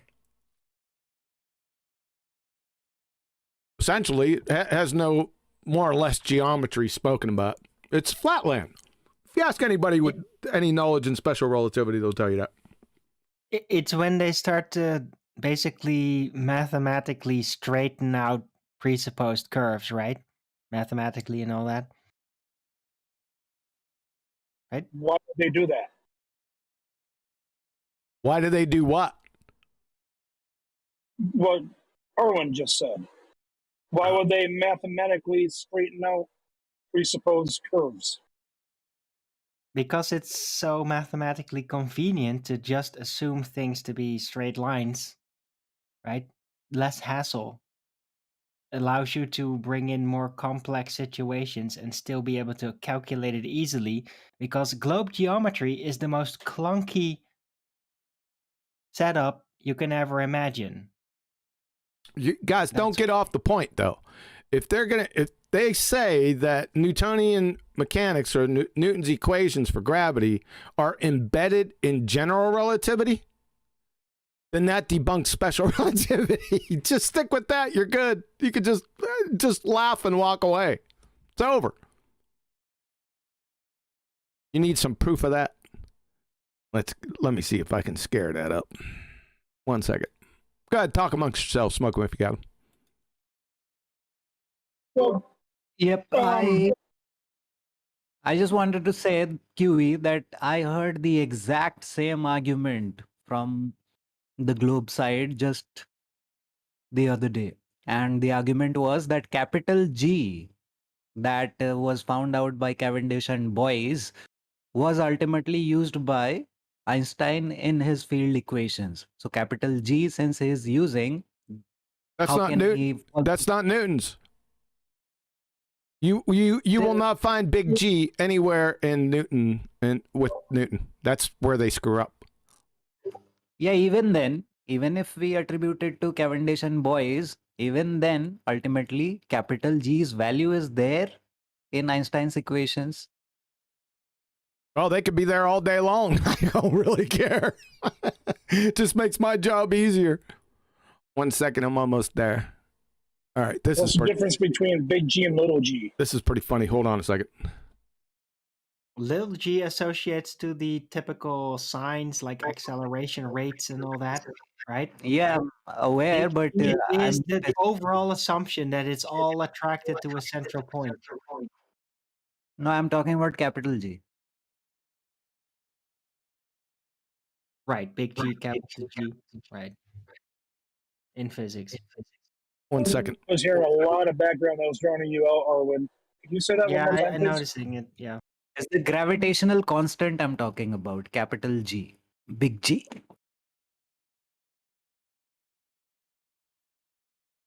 Hold on, guys. You guys are getting away. Like I said, you guys are getting away from the point.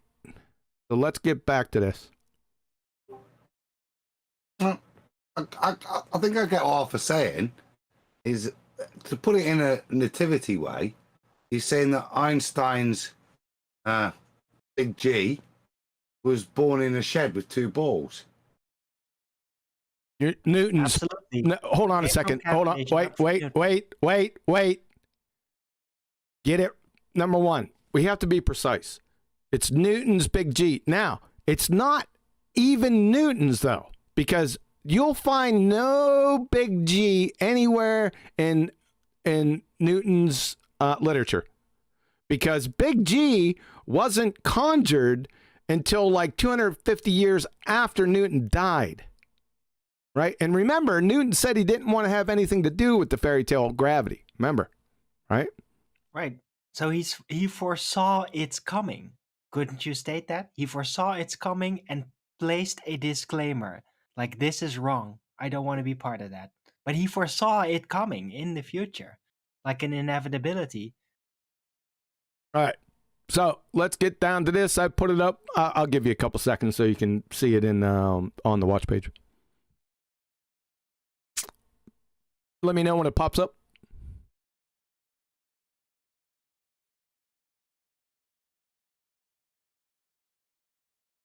Let me shout out the super chat in the meantime. Please. You got a sticker, and I think it's a mic drop from Godzilla 37. You know what a sticker is? I got a sticker. Thanks for the sticker. It's sort of an emoji that drops a mic. Right? Oh, okay. Yeah. I'm familiar. Yes. I tried to sort of describe it, but you didn't get it. All right. Is that it? Yeah, that's it. So, Scrat, check this out. So, they keep on appealing to Newton's law of gravity. We all know it's not Newton's law, right? It's Cavendish, CV, Boys, Reverend John Michel, but we'll just use Newton because everyone knows Newton, okay? So, we got Andrea Ghez, UCLA professor of physics and astronomy. Einstein's right, at least for now, said Ghez, a co-lead author of the research. We can absolutely rule out Newton's law of gravity. What you gonna do with that? This one. What you gonna do with that? Oh, the tangled webs we weave. Now, for the more important part. Remember I was talking about that violation of special relativity? From Britannica.com, because Isaac Newton's law of gravity serves so well in explaining the behavior of the solar system, the question arises why it was necessary to develop a new theory of gravity. We'll get back to that in a second. The answer is that Newton's theory violates special relativity.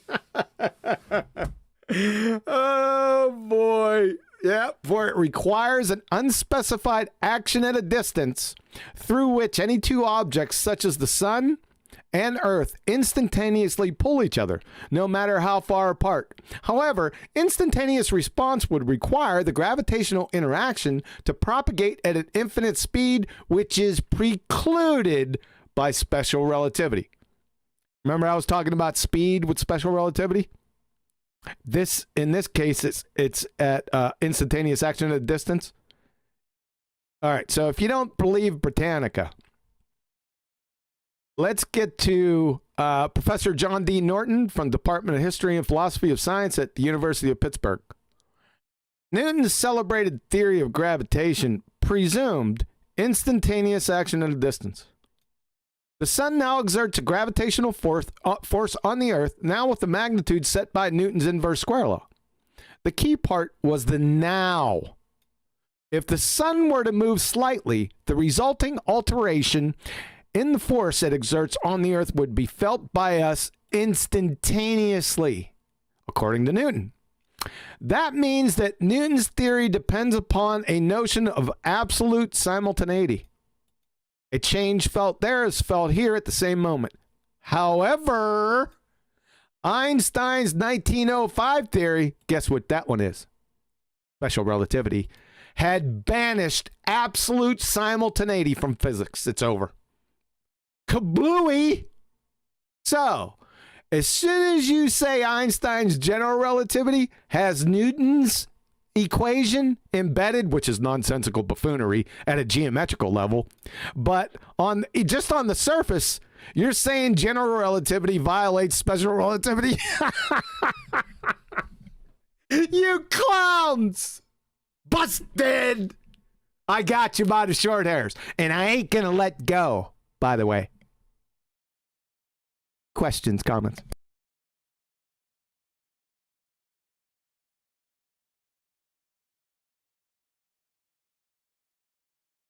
That's what I thought. The quiet is good. Yeah. What can you say? What can you say? He just spelled it out for you. Right? Do you want him to put it in? Go ahead. Sorry, go ahead. Mitchell? Yeah, I was just saying, speak now, global believers, or forever hold your peace. This is your chance. We're live here. We're taking apart your religion. Where are you? Why aren't you defending this? Are we correct?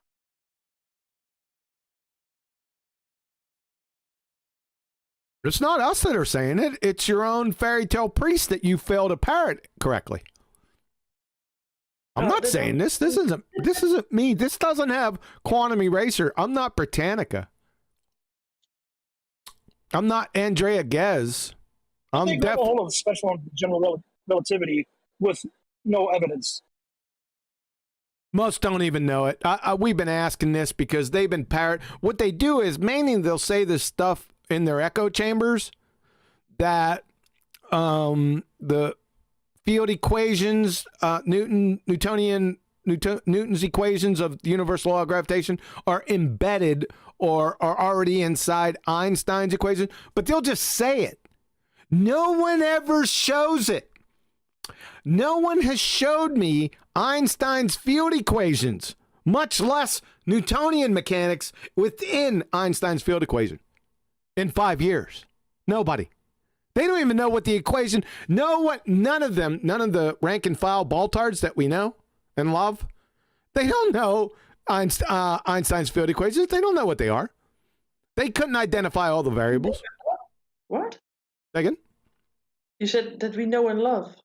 With the bold parts, you know and love. Okay, that's a new thing for me. Thanks for concentrating on that. Yeah. Well, I was concentrating on something else, but I was so. What? Crackers with sesame seeds on them? Yeah, thanks. Putting me in that category. I'll put you in that category if I want to. Yeah, you already did. So, what we got, like I said, I'm not Professor John D. Norton. This is just basic stuff. Everyone knows this. Like anyone that can fog a mirror that's been around, quote unquote science, they already know this. Why don't you, baltards? Why? Because you're just wiki parroters. Wiki doesn't even know this stuff, man. This is another level above your average wiki parrot. This is just going to turn into like John's scientific method, quantum erasers scientific method. This is just going to turn into quantum erasers gravity. Yeah. You're finished. You're finished. It's all over but the crying. Well, my question I asked earlier, I guess I didn't ask it right. Why is Einstein accepted so much when it can't be supported with experimentation? That's a great question, Scott. I have no idea. I don't know why. It's not. I suppose there was a lot of pushback in the beginning, from what I read, back when general relativity first came out. There was a lot of quote unquote scientists calling it horsebucky. If you go back into the literature of that time, you could see some of that. But I don't know why it took hold. Basically, general relativity can be debunked by incoherent third graders. It's one massive reification fallacy. It reifies space and time into physicalness when they're not. They're concepts. Just at its base, incoherent third graders can debunk it. We don't even have to get into quantum mechanics at all. You could just debunk it right on the surface. It's fallacious. Right on the surface. But I can go into quite some depth, even granting them the reification fallacy. I won't do that here, but. Follow?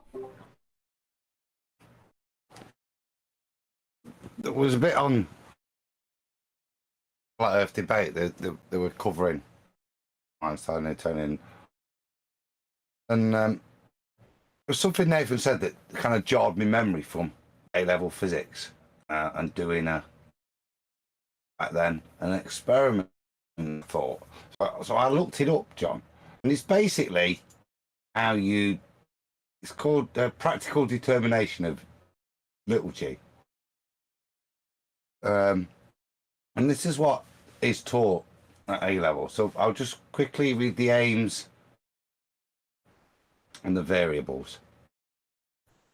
Aims of the experiment. The overall aim of the experiment is to calculate the value of the acceleration due to gravity. Stop. No, don't stop, because you don't need to interject. Otherwise, your head will burst when I get to variables. Point 2 of aims. This is done by measuring the time it takes for a ball bearing to fall a certain distance. The acceleration is then calculated using the equation of motion. Variables. Independent variable, height. Dependent variable, time, T. What? Control. Same steel borings, same electromagnet. Distance between the ball bearing and the top of the glass tube is kept controlled. Yes. So independent variable is height. Dependent variable is time. Really? That's really height causes time. Yeah.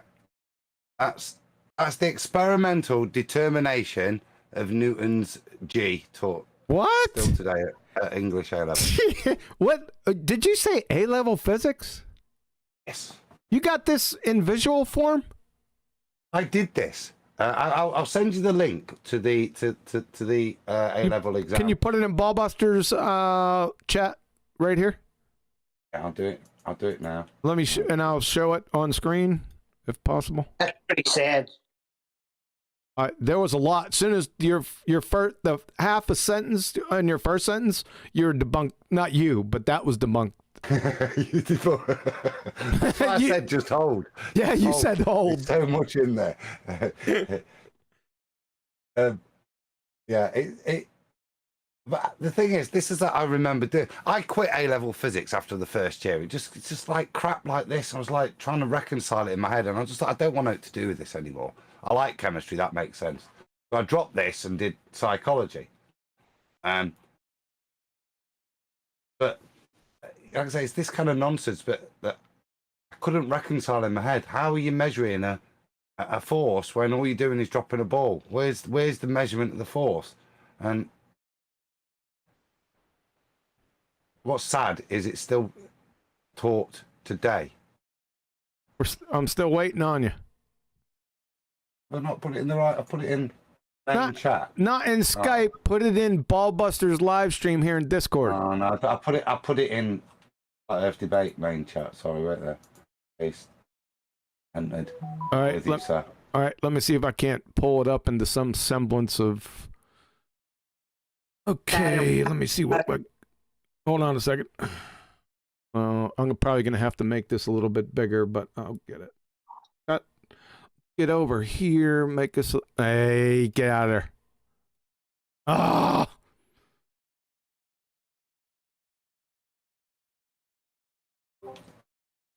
Yeah, I just killed the stream. You are. What have you done, Adam? Yeah, I exited. Hold on a second, guys. I just exited out. 1 second. Let me. How the hell have you blamed me there, Mitchell? It was a fine stream before you try to do a presentation, Adam. What have you done? You're still up, John. You're still on.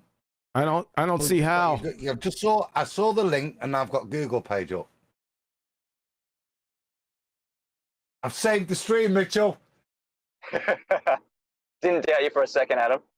Don't care what no one says about you. That's it, legend. Flow of legend.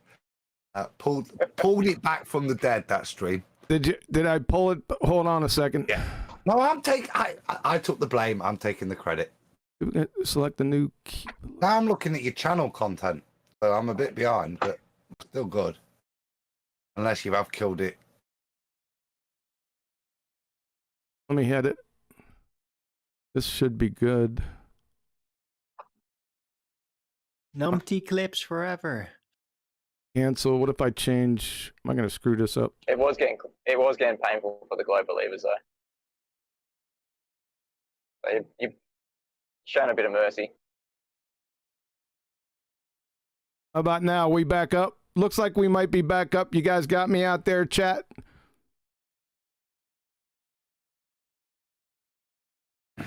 Give me a heads up out there in chat if you still got me out there. Had a little mistake. Killed the stream. Sound seems to be coming through just loud and clear over there. Really? Hey, James, thanks a lot, man, for the super chat.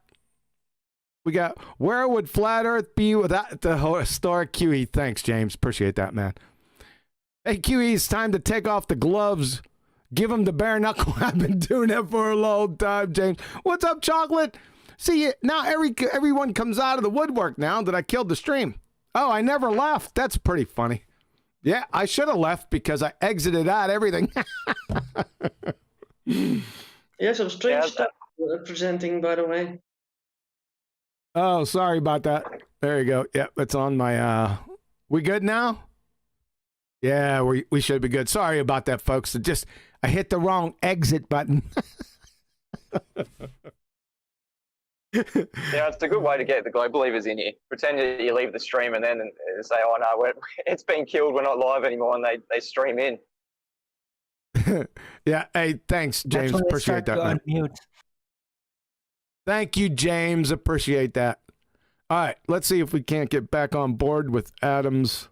See if I can't do this right this time. What Adam just detailed there is it becomes too hard to understand. You drop it and you don't pick it back up, and that's what the globe believers do. It is easier for the globe believers just to drop what we're talking about here, not to think about it. It's no wonder that we don't have these discussions with the globe believers, because yeah, they don't pick it back up. They don't want to look at it again. It is too painful. All right, I got this up. Is it the AQA, A-level physics? Is that what you got here, Adam? Yes, yeah. It's 4.3.7. It's the required practical determination of little g. Yeah. So here's the required practical determination of little g. Aims of the experiment. Experiment? The overall aim of the experiment is to calculate. You're dead right there. You're dead right there. Experiments don't calculate. It has nothing to do with calculations. It's all experiments are qualitative by definition, not quantitative. So it's dead right. That's why I tried to stop Adam in the middle of his first sentence, because I heard that. As soon as somebody says experiment, I'm waiting for the next words. So I stopped it right there at calculate. That's how you know it's a bunch of baloney. How could you do any calculations? How can you even have an experiment when Newton himself told you that he doesn't feign any hypotheses? How is this even possible, A-level? Right? Oh, I'm sorry, you're talking about little g. It doesn't matter anyway. Experiment is to calculate the value of the acceleration due to gravity. Really? What's that? That doesn't sound like any Einsteinian. There is no acceleration in Einsteinian gravity, by the way. We'll be listening to Veritasium right at the end here if you missed the beginning of the show, and he'll tell you that too. Clowns. This is done by measuring. You're done. Measuring the time it takes for a ball bearing to fall a certain distance. Really? Let's use a helium atom. The acceleration, that's you don't have acceleration in gravity there, folks, is then calculated using an equation of, what equation of motion might that be? It better not be any of Newton's. Variables. Oh, I see where you wanted to go with this. Independent variables height, dependent variables time. So, folks, what this is saying is height causes time.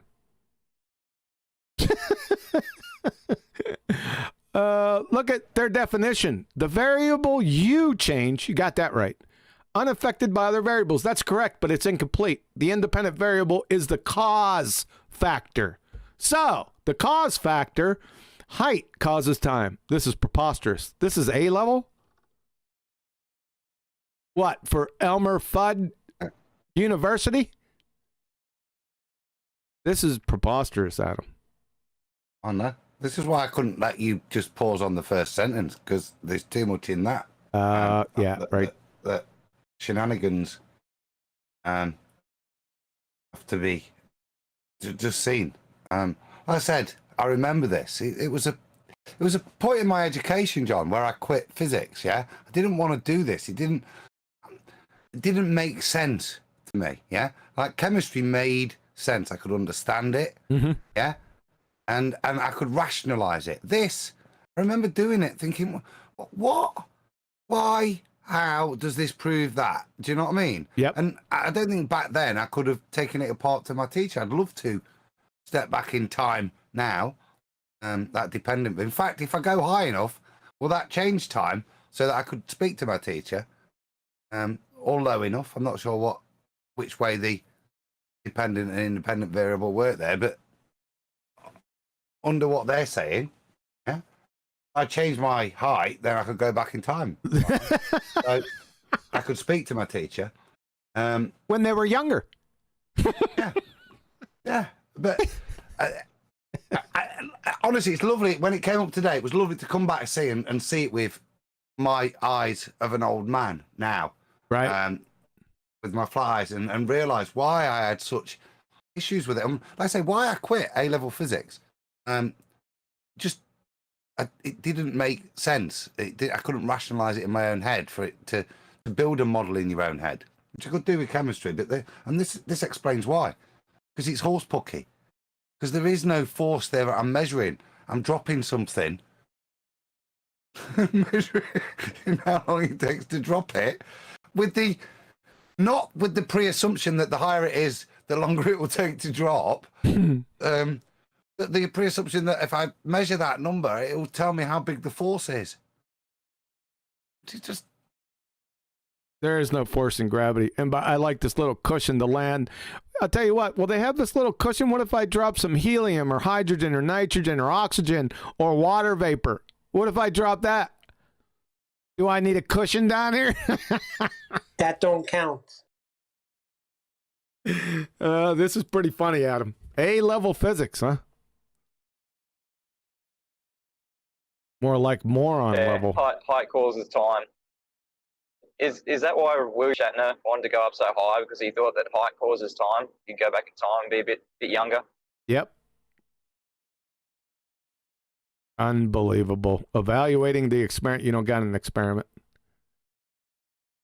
That's pretty funny, Adam. I wanted to share that with everyone. Yep. See if I'm still live streaming. Yes. Find it appalling, not funny. Oh, Neil. Come on. It's a game. Play the game. Keep playing. Know the answer and don't be so resentful. It's better for you. Neil seems to be harboring some hateful grudge towards chat skanks. No, everything. It's all pseudoscience. Should have been stopped right in the beginning. Yeah, but the ones that didn't stop it were the ones that were assigned to stop it. Right? So the game didn't turn out to be like that. We're the ones that have to stop it for ourselves. And that way, we outgrow them. Don't be resentful. Betty, save us.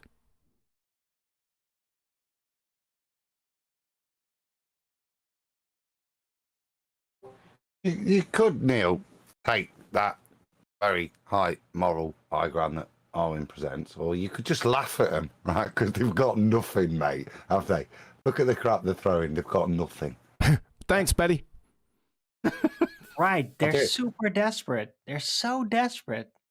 It's like we have to, like, when we tap into the ballers these days, we have to, like, get used to it. Like, oh, wait, they're this desperate. Because by our default, that's not normal. We don't have to go there. We don't have to sink that deep. No, they're really desperate. They are by their works, by the proof, the fruits that they bear. And we feel it every time. It's like, oh, there's an anti-flat earther doing something. Okay, well, get ready to lower yourself to their level just to be able to understand why they're doing what they're doing. Right? That's the reality. Yeah, but then they show you some pictures of windmills. What is he trying to show me? That the windmills go over a hump? Are you kidding me?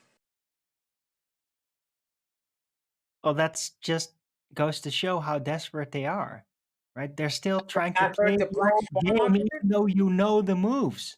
We know the moves, right? They're trying to like, oh, come on, let's play that game again. Maybe this time I'll win.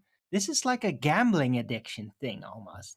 They just keep on betting on sure losses, and they just don't want to give up. That's what they do. Betty, save us.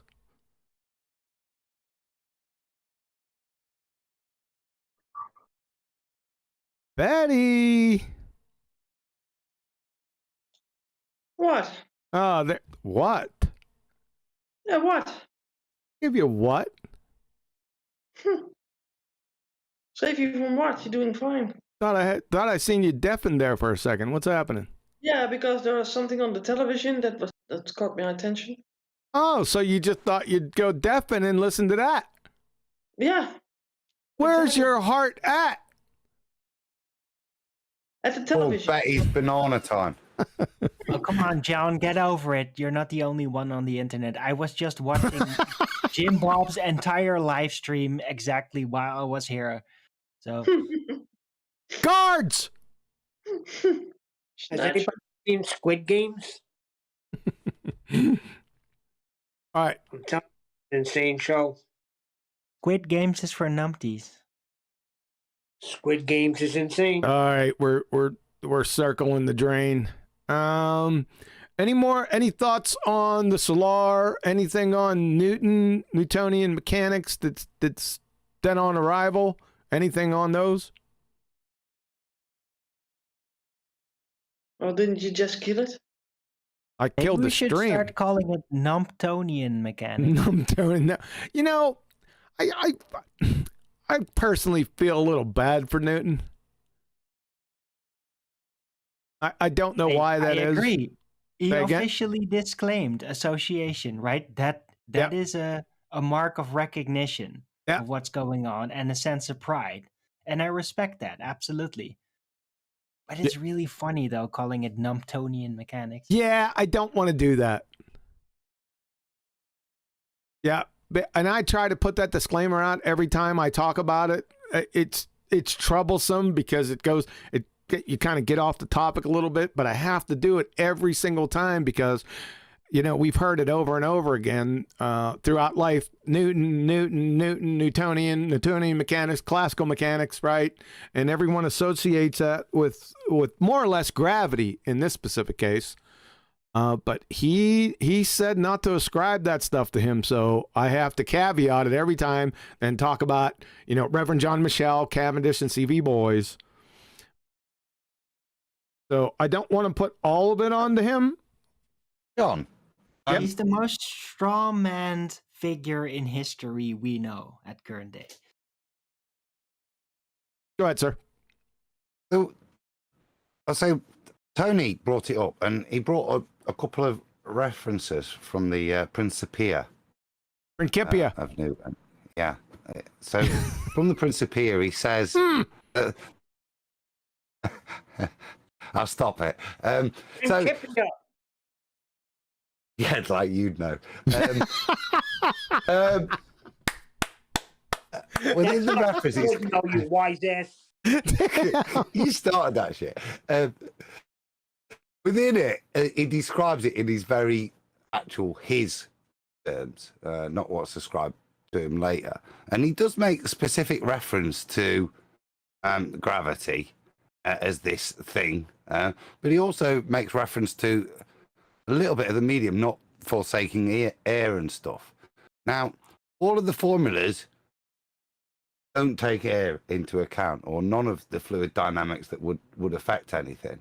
So much later. So I think if you look at Newton, he's defendable because most of the things that we have issue with him, he doesn't. As he says at the end, don't ascribe it to me. He knows what's coming, I think.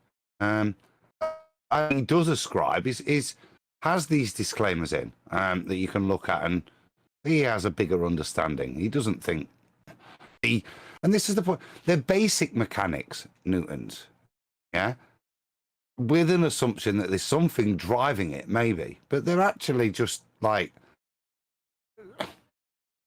droppings. They're derived from reality, and he tries to backwork it from reality. So much of his work has validity that I'd hate to poo-poo him. Yes.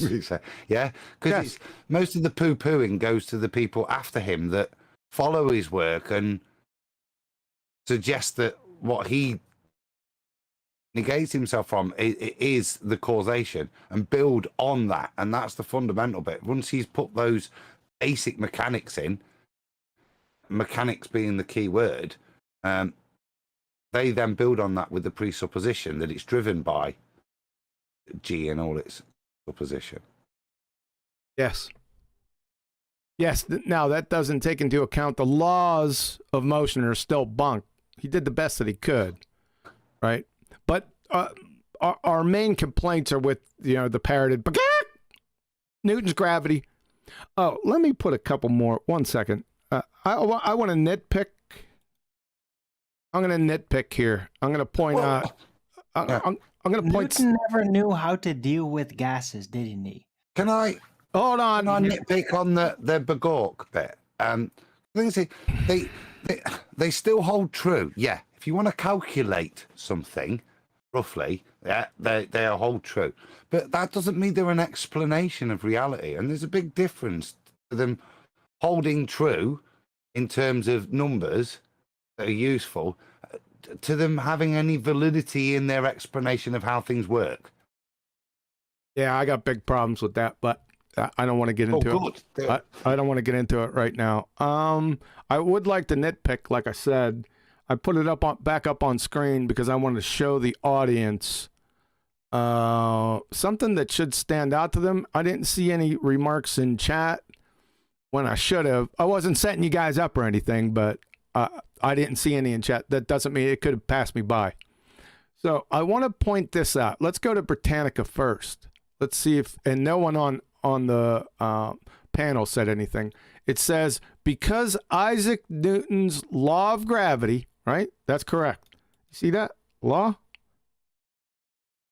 Right? That's correct. Serves so well in explaining the behavior of the solar system, the question arises why it was necessary to develop a new theory. What? Well, laws aren't theories. So there wasn't a new theory, Britannica. It was the law first. There wasn't a new theory. For there to be a new one, there had to be an old one. There wasn't an old one. It was a law.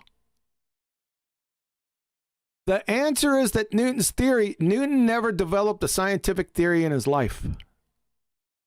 Not with gravity, not with anything. You see that? It's very subtle, but it's a belly laugher. Now, Britannica, they have some good sources. Most of their sources are professional, so I don't want to be too hard on them, but it's nonsensical buffoonery. I'm going to take issue with Professor John D. Norton. He's making the same mistake. Look at this. Newton's celebrated theory of gravitation. He didn't have a theory of gravitation, Professor Norton.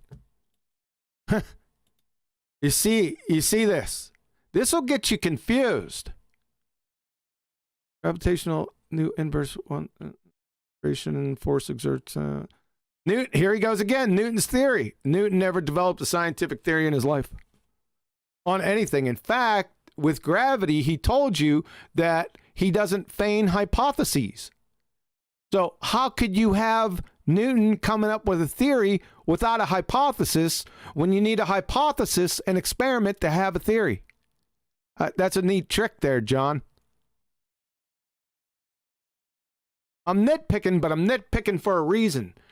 You see, why it's so confusing out there is because the people that are in higher places should know better than this. They should know better than this. Everyone knows it's a universal law of gravity. Laws aren't theories. Welcome to 5th grade general science. That's how bad this is. And they say it a number of times. So I wanted to nitpick there, and I think I fired for effect. Anyone have any comment on it?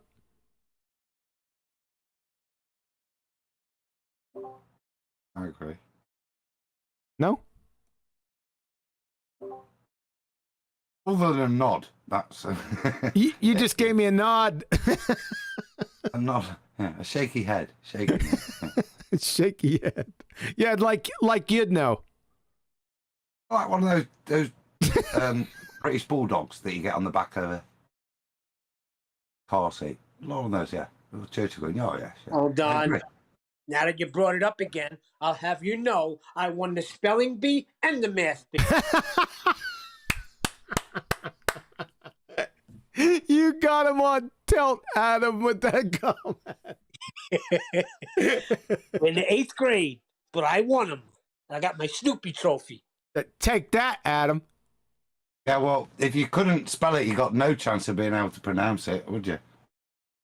Exactly. Too funny, man. Really cool.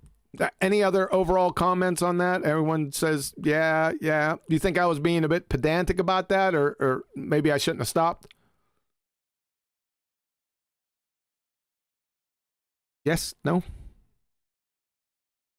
I'm not setting you up. As far as you know. All right. Let's get control of this. Betty!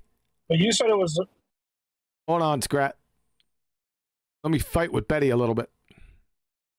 Is she still watching that show? She's watching something. What do you guys want? Oh. All right. Let's go ahead and wrap it up, man. I think we've reached the end. Let's get everyone. We'll start up at the top at Irwin and work our way down. Go ahead. Final thoughts and channel shoutouts.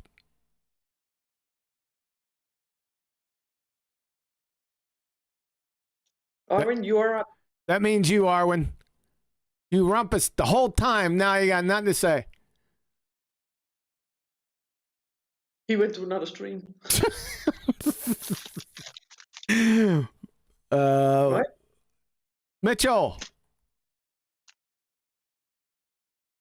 Yeah, great presentations again, QE. Especially like the salt flats. It's just measuring Earth as flat. Like that's where I'm going this week. That's where I'm going to be presenting my own things to do with measuring everything that we see as flat.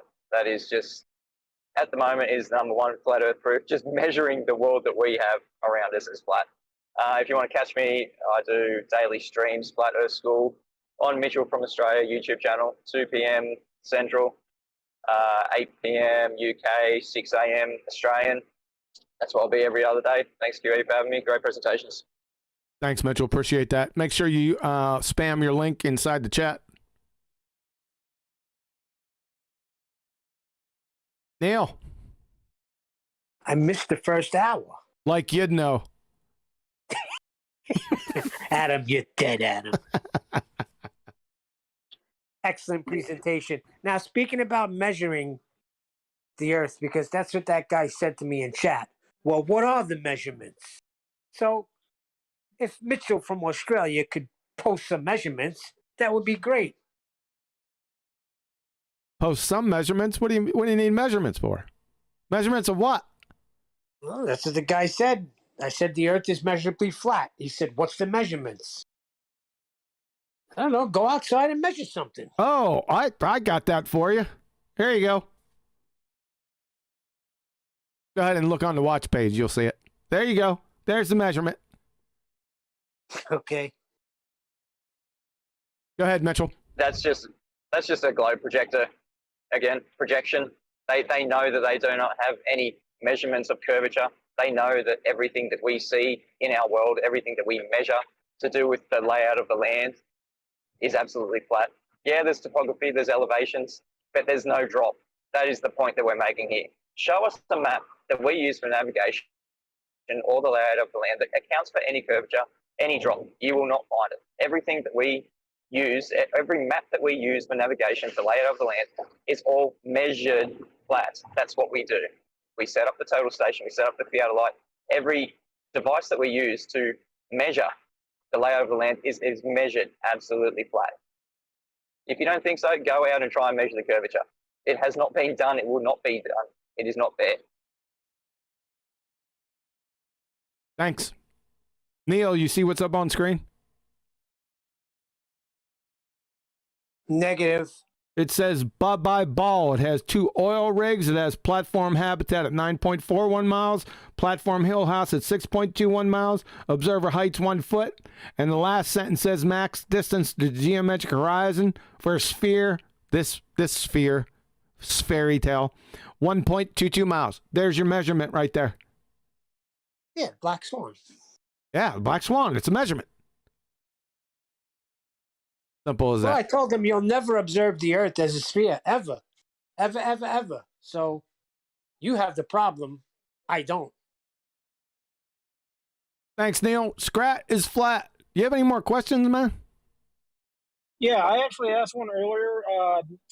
Irwin answered it, but there was a lot of background noise drowning him out. What is the difference between big G and little g? Irwin, you want to answer that? I don't think he's around. Well, I might not be the most proficient at answering that question, but as far as I understand, little g has to do with the effects, like the acceleration rate of things, right? As we measure them, like it's a mathematical factor, and big G is more of a theory that's that basically encompasses the entire heliocentric attraction force of masses. That it? So, you sure about that? not entirely, I guess. Did I get it halfway right, at least? I hate this crap, but isn't big G the kind of universal gravitational constant? Yep. And little g's ours? Yes. Little g is what? Little g is the gravitational constant. Oh, it's not a constant. Small g, it has to deal with the gravitational field of Earth, but gravity, there is no gravitational fields. But in their little game right here, it is. So if you want to work out our little g, you use big G. If we want to work out the supposed g of a little g of Mars, we'd use big G. Well, yeah, to calculate it. The G is the constant they apply in their pseudo-Riemannian force space to work out the fact, isn't it? Then you calculate it to give you little g, what it means to us, as to why it's 9.8 here. Okay, so did Newton have little g in his equations? No. So I did get it halfway right then. I thought he just didn't have big G, but no. He didn't have either G. Right. No, so that's what Cavendish tries to derive, is big G. And he didn't derive it. No. But that's the purpose of what the balls in the shed is supposed to give you, is the gravitational constant that you can then derive stuff about little g from. I wasn't aware. Yeah. CAC. It's just CAC. I've got no real interest in it, so I don't know the detail, but because it's cack-a-monkey nonsense. No, you got it. You had it right. You got it correct. Close enough. Yeah, you're good. You had it right. Yeah. But Scrat, did he answer your question? Hold on a second. Kinda. I think I know where you're going, but it sounds like it's the same thing to me. You say the encompasses the whole universal world as big G, and then little g is just the force of. You know what? Actually, no, it didn't answer it. Sorry, I'm too slow when it comes to this. If you want, you can think of it. I think it's what is it? F equals g m1 m2 over the distance squared, isn't it? So this is how you can calculate the distance of the supposed G on the ISS.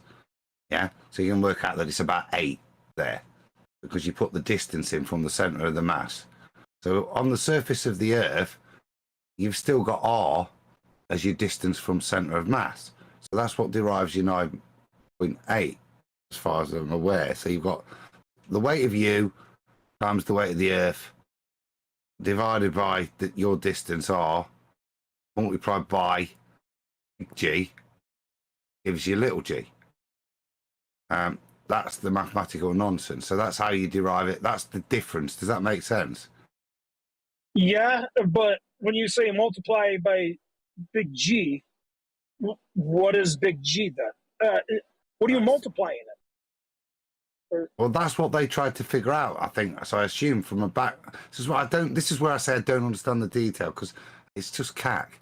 So the only way you could take that formula is to backwork it. Start with 9.8 to give you a big G. But I'm sure there's a little bit more to it than that level of nonsensical. I'm sure it's a bit more intricate than that. But reality is you're not going. The only thing you've got in that formula really is your own weight, M2, isn't it? The rest of it.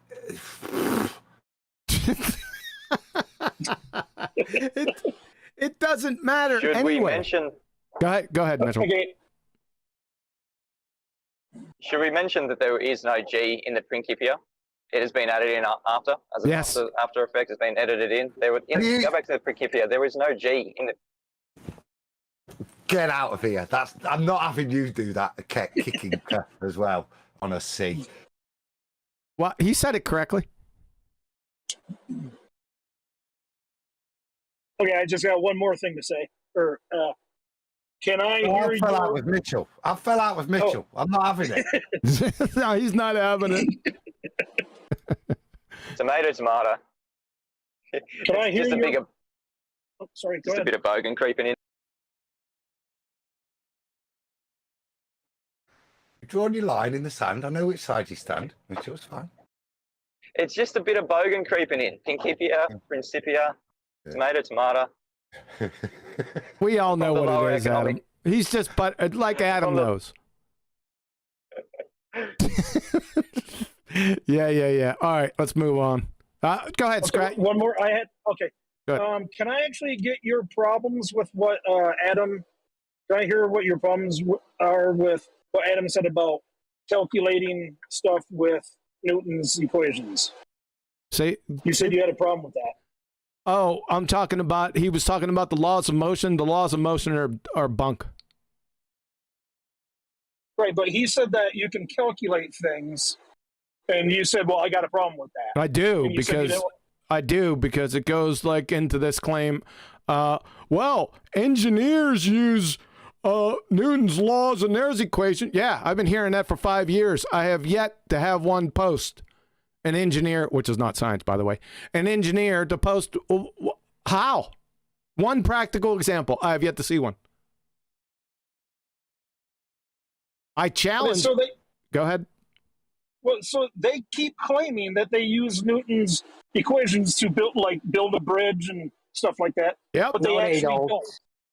Yep, exactly. Well, I'm here saying that they don't. So I have the negative claim. The people making the positive claim, that's another thing they have a problem with. They don't understand the difference between positive and negative claims. They're numpty dipshits. But anyway, like I said, this is the same thing with Einstein's field equations, right? In 5 years, I have yet to see one baller post it. Just post the formula correctly. So this goes on with the engineers out there. Just, it'd be easy. Just show us a practical example.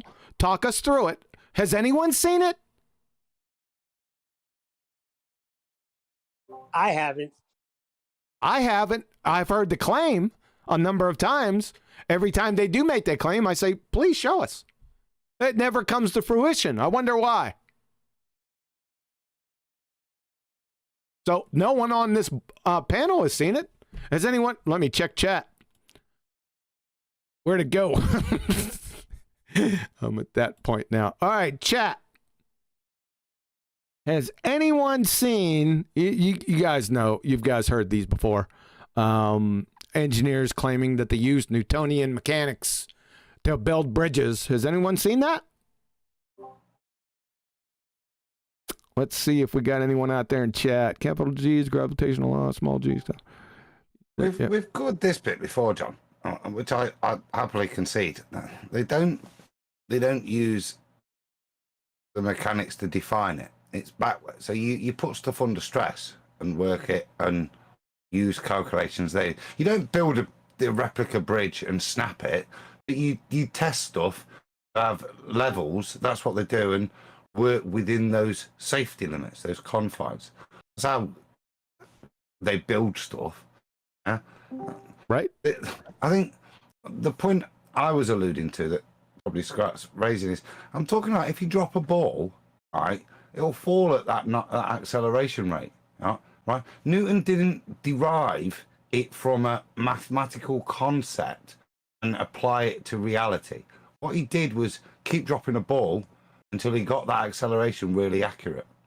Yeah, and then he backworks stuff. And see what Newton does is he uses the maths he does of dropping a ball, sticks it in a formula so that as if the gradient means something, and it does mean something. It's the rate of acceleration. But he doesn't. He precludes himself from it. But people then express that rate of acceleration as an applied force, as opposed to what's just been measured in reality, as if there's some real inference between the two. You've got observed reality that you measure, that is replicable, that you can apply some mathematics to give you a predictability. Yeah, but it doesn't mean that if you then reify your gradient into a force, that's you describing reality. And that's what I think Newton's careful to segregate himself from. Yep. Cool. No, you got it. Well, we just had an influx of new people. I tried to unmute as many as I could. Did anyone? Are you guys here to answer my question? We have Netism. First time I seen you. Got Noah, and we have Peaceful Warrior. Did you guys jump in to answer that question, or have you seen anyone post anything regarding Newtonian mechanics and bridge building? I haven't seen any. Yep. Yeah, if you could repeat the question, I literally just jumped in. Yes, we were talking about on many of occasions during the past 5 years, I've heard people, and many people have heard the same thing, that engineers, which are not scientists, by the way, engineers use Newton's equations when they build bridges. So my next question is, no problem. Can you show us a practical example? I have yet to see a practical example in 5 years. Yeah, there is no practical example. It's a completely false statement. Yeah, I figured as much. I figured something was up when the first 5 kind of obfuscated and ran away. I said, I'm on to something here. Didn't they build bridges before the Newtonian equations? Don't be a wise ass, Noah. And even more accurate too. They built the aquatic sort of bridges with the aqueducts and all that. And they still even exist, right? Yeah, it's a good point, Noah. What have the Romans ever done for us? Yeah, right. No, it's a good point. I just wanted, because I seen the influx of 3 new people come in. I thought, I'm gonna get checkmated. I was shivering and shaking in my boots. Okay, so do they use his equations for anything? I never used them for anything. I don't know. You're gonna have to ask them. I don't see how when all of them are debunked. But hey, they want to make the claim. Of course, that's all they do. It's an okey doke. They just make their claims and they don't support them. They play that little trick. Then they chaff and redirect and have you try to explain it. do they use it for artillery? I don't know, but that's my question. I'm not an artillery guy. I've seen those guys a lot, but I never mess with those guys.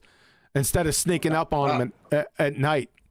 Do they have to calculate Coriolis? No. Not the artillery. Sorry, babe.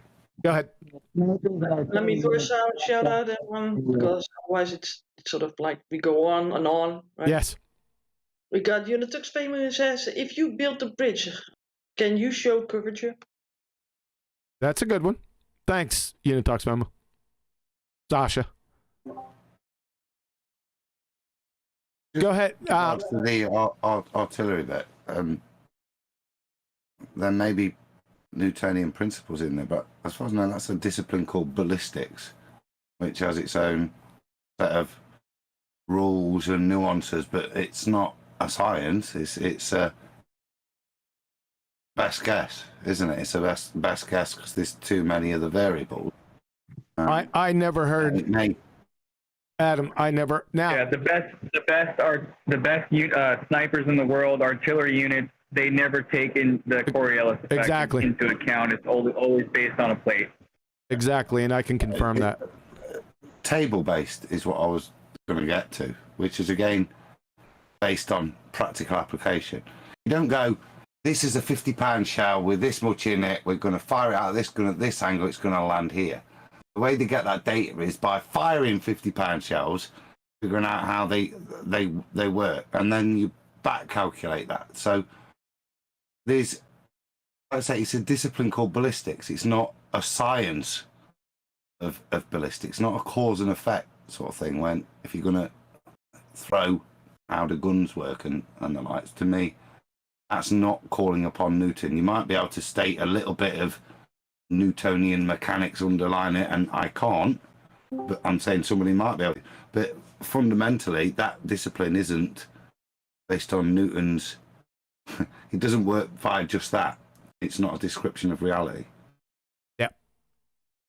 Yep, and you're not gonna. There is no Coriolis because I would have ran into it. I would have. Yeah, I know. I got slipped in there. Yeah, there is none. And neticism, you're correct. There's nothing. I was. When John, what? When the apple dropped? Well, when the apple dropped right from the tree, he did not mention any concern about correlation. I'm thinking, well, actually, shouldn't have hit me because I was moving 1,000 miles an hour underneath that mother when it dropped. Yeah, like you'd know. We should have missed him by a foot at least, shouldn't it? Well, didn't they tell us that William Shatner was shot into space and they landed a little close to where they sort of were lifted off, right? Yeah. How can that be? We did the maths on that, but 10th made me do it. I think it was 875, so it come out, I think it was 160 miles or something. He should have been away, but you could see the two. Yeah, well, if he was in space, totally up there, then he should have moved a long way, right? And after watching that video, I would even go as far to say that their zero gravity effect that they were demonstrating in that capsule was just a matter of them falling back to Earth for a certain amount of time. Well, that's where the calculation comes from. From takeoff to the capsule landing was, I think, 10 minutes and a bit. So, okay, with just those 10 minutes at Texas rates of rotation, which I think 10 said was 875 miles an hour, then the capsule should have been 160 miles away. Yeah, I completely agree. I was simply just pointing out the zero gravity effect. If they said they were actually in inner Earth orbit, I would rather argue that very short amount of time that they were feeling that zero gravity effect, I would assume is just the capsule on its way back down, and that you're just so far up there that you're not actually coming down at any amount of speed that it can actually be noticed until you actually hit the denser atmosphere, or rather denser gases again. Yeah, there's something called the vomit comet, if you've seen it, where they go up in the sky and then they put the plane in free fall. Yeah. You float around in the airplane. It's admittedly that's what happens. It's called the vomit comet. Yeah, It's okay. an We're actual not okay, Noah. You new guys that just came in, we're not starting a new show on the vomit comet. We're rounding out here. I'll nip it in the bud. Okay. You're going. Sorry. Go ahead. I was going to nip it in the bud. You're going to need after that if you're going to have a rotating. Yes, anything. you are. Yeah, you are. All right, Scrat. Now, how many more questions you got? Okay, just this one, I think. Oh God. Okay. Did you ever see the movie October Sky, where a young kid he learns, Okay. Well, he makes his own rockets, and one of them went somewhere he couldn't find it, and a fire broke out, and they were blaming him for it. And he supposedly used Newtonian, calculations and stuff, and actually found his rocket based off, how fast it was going and everything, to prove that he wasn't the cause of the fire. Now, is that stuff real, or is that just made up? Well, he would have to take into account Coriolis effect. Well, he wouldn't have to take into account. Hold on a second. Let me correct that. He would have to take into effect the Coriolis causes. So as soon as the rocket went up, he'd have to figure out what latitude he was on, right, to see how fast it was going, and if the rocket just went straight up, right? Is that what you... No, it went off in a certain direction. He would still, how long? Well, I didn't watch the movie, so I'd have to get some more context to it, but he would have to figure all that out. I'd like to see that. Well, that's what I was kind of wondering when I was watching. It's like, well, how did he know how far it went? Yep. Okay. So that really wasn't Newtonian stuff then, right? I can't comment on it because I didn't see it. Okay, I'm done. Okay. Adam, final thoughts. Keep it concise.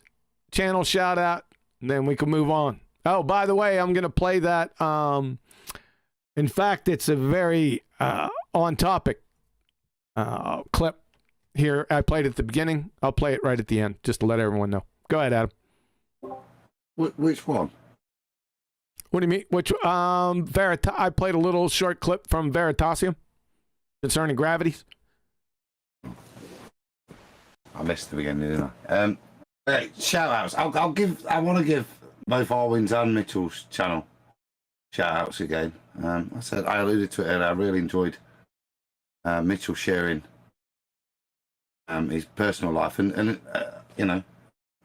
as they say, Mitchell, it's good to see behind every great man. Won't finish it, but that was lovely. I really enjoyed that. It's kind of nice to meet people, and that it was generous of you to share with us. You sound like you got a lovely family, pal. So yeah, shout out Mitchell's channel. Other than that, John, I just need a bit of advice. What should I do when I go to bed tonight? There's a dead horse's head in my bed.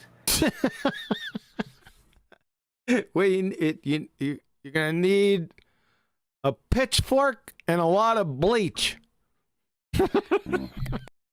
I'm worried I've upset Neil too much. A silver bullet. And a what, Betty? I didn't catch that. A silver bullet. A silver bullet? What the heck's that for? Vampires. Vampires? Where's the vampire in this scenario? Well, how do you think that the dead horse's head came in the bed? By a vampire? Oh, why not? Hold up.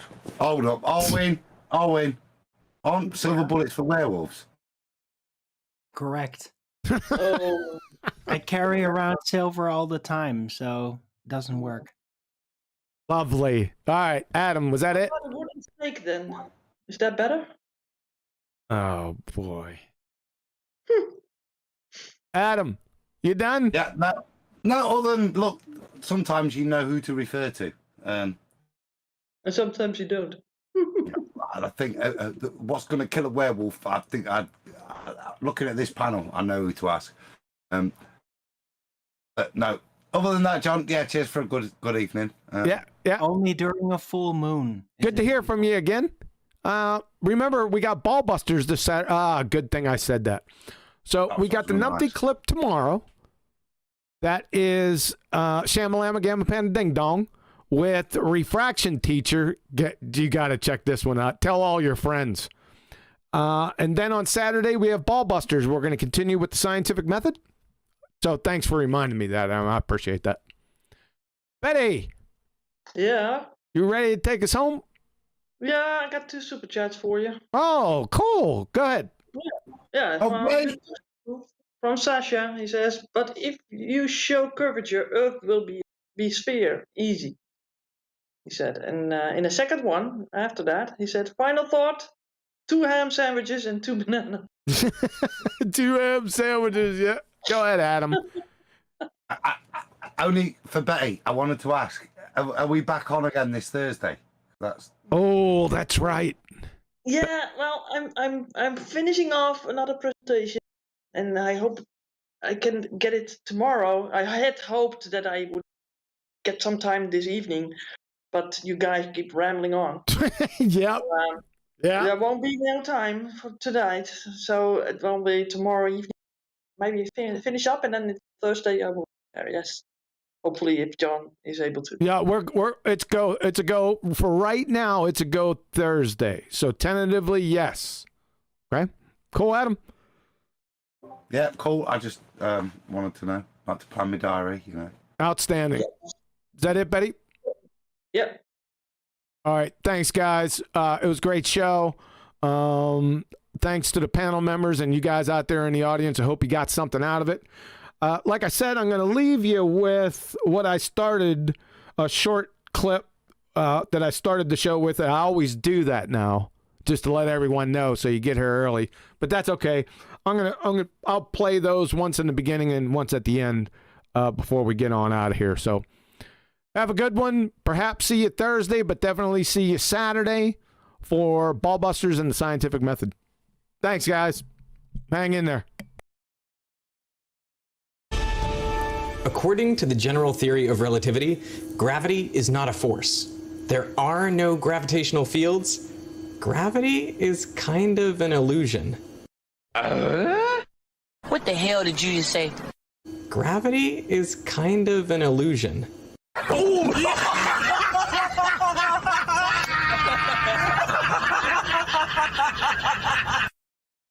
In general relativity, there is no mystery. All objects appear to fall the same way because, well, they're not accelerating. Oh, son of a... That's gonna leave a mark. Let's put another shrimp on the barbie. Gravity is just like that force. It doesn't actually exist. Say what? But in general relativity, there is no gravitational force.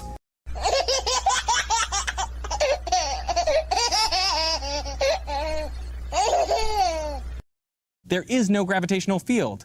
Gravitational fields do not exist.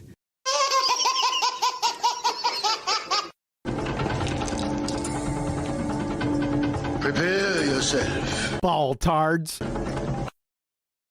In standard Newtonian physics, we draw your weight force, the force of gravity pushing you down, and the normal force from the floor pushing you up. We say these forces are equal and opposite, so there's no net force on you, so you are not accelerating. But in general relativity, gravity is not a force. You have no weight, so the only force on you are these normal forces pushing you up. Gravity is not a force. There are no gravitational fields. You have no weight. Well, they're not accelerating.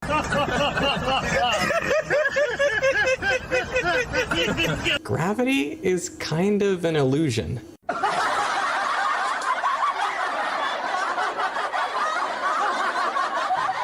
Gravity is just like that force. It doesn't actually exist.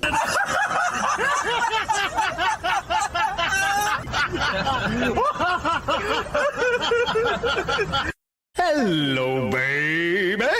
Oh, well, everybody's heard about the bird. Bird, bird, bird. The bird's a winner.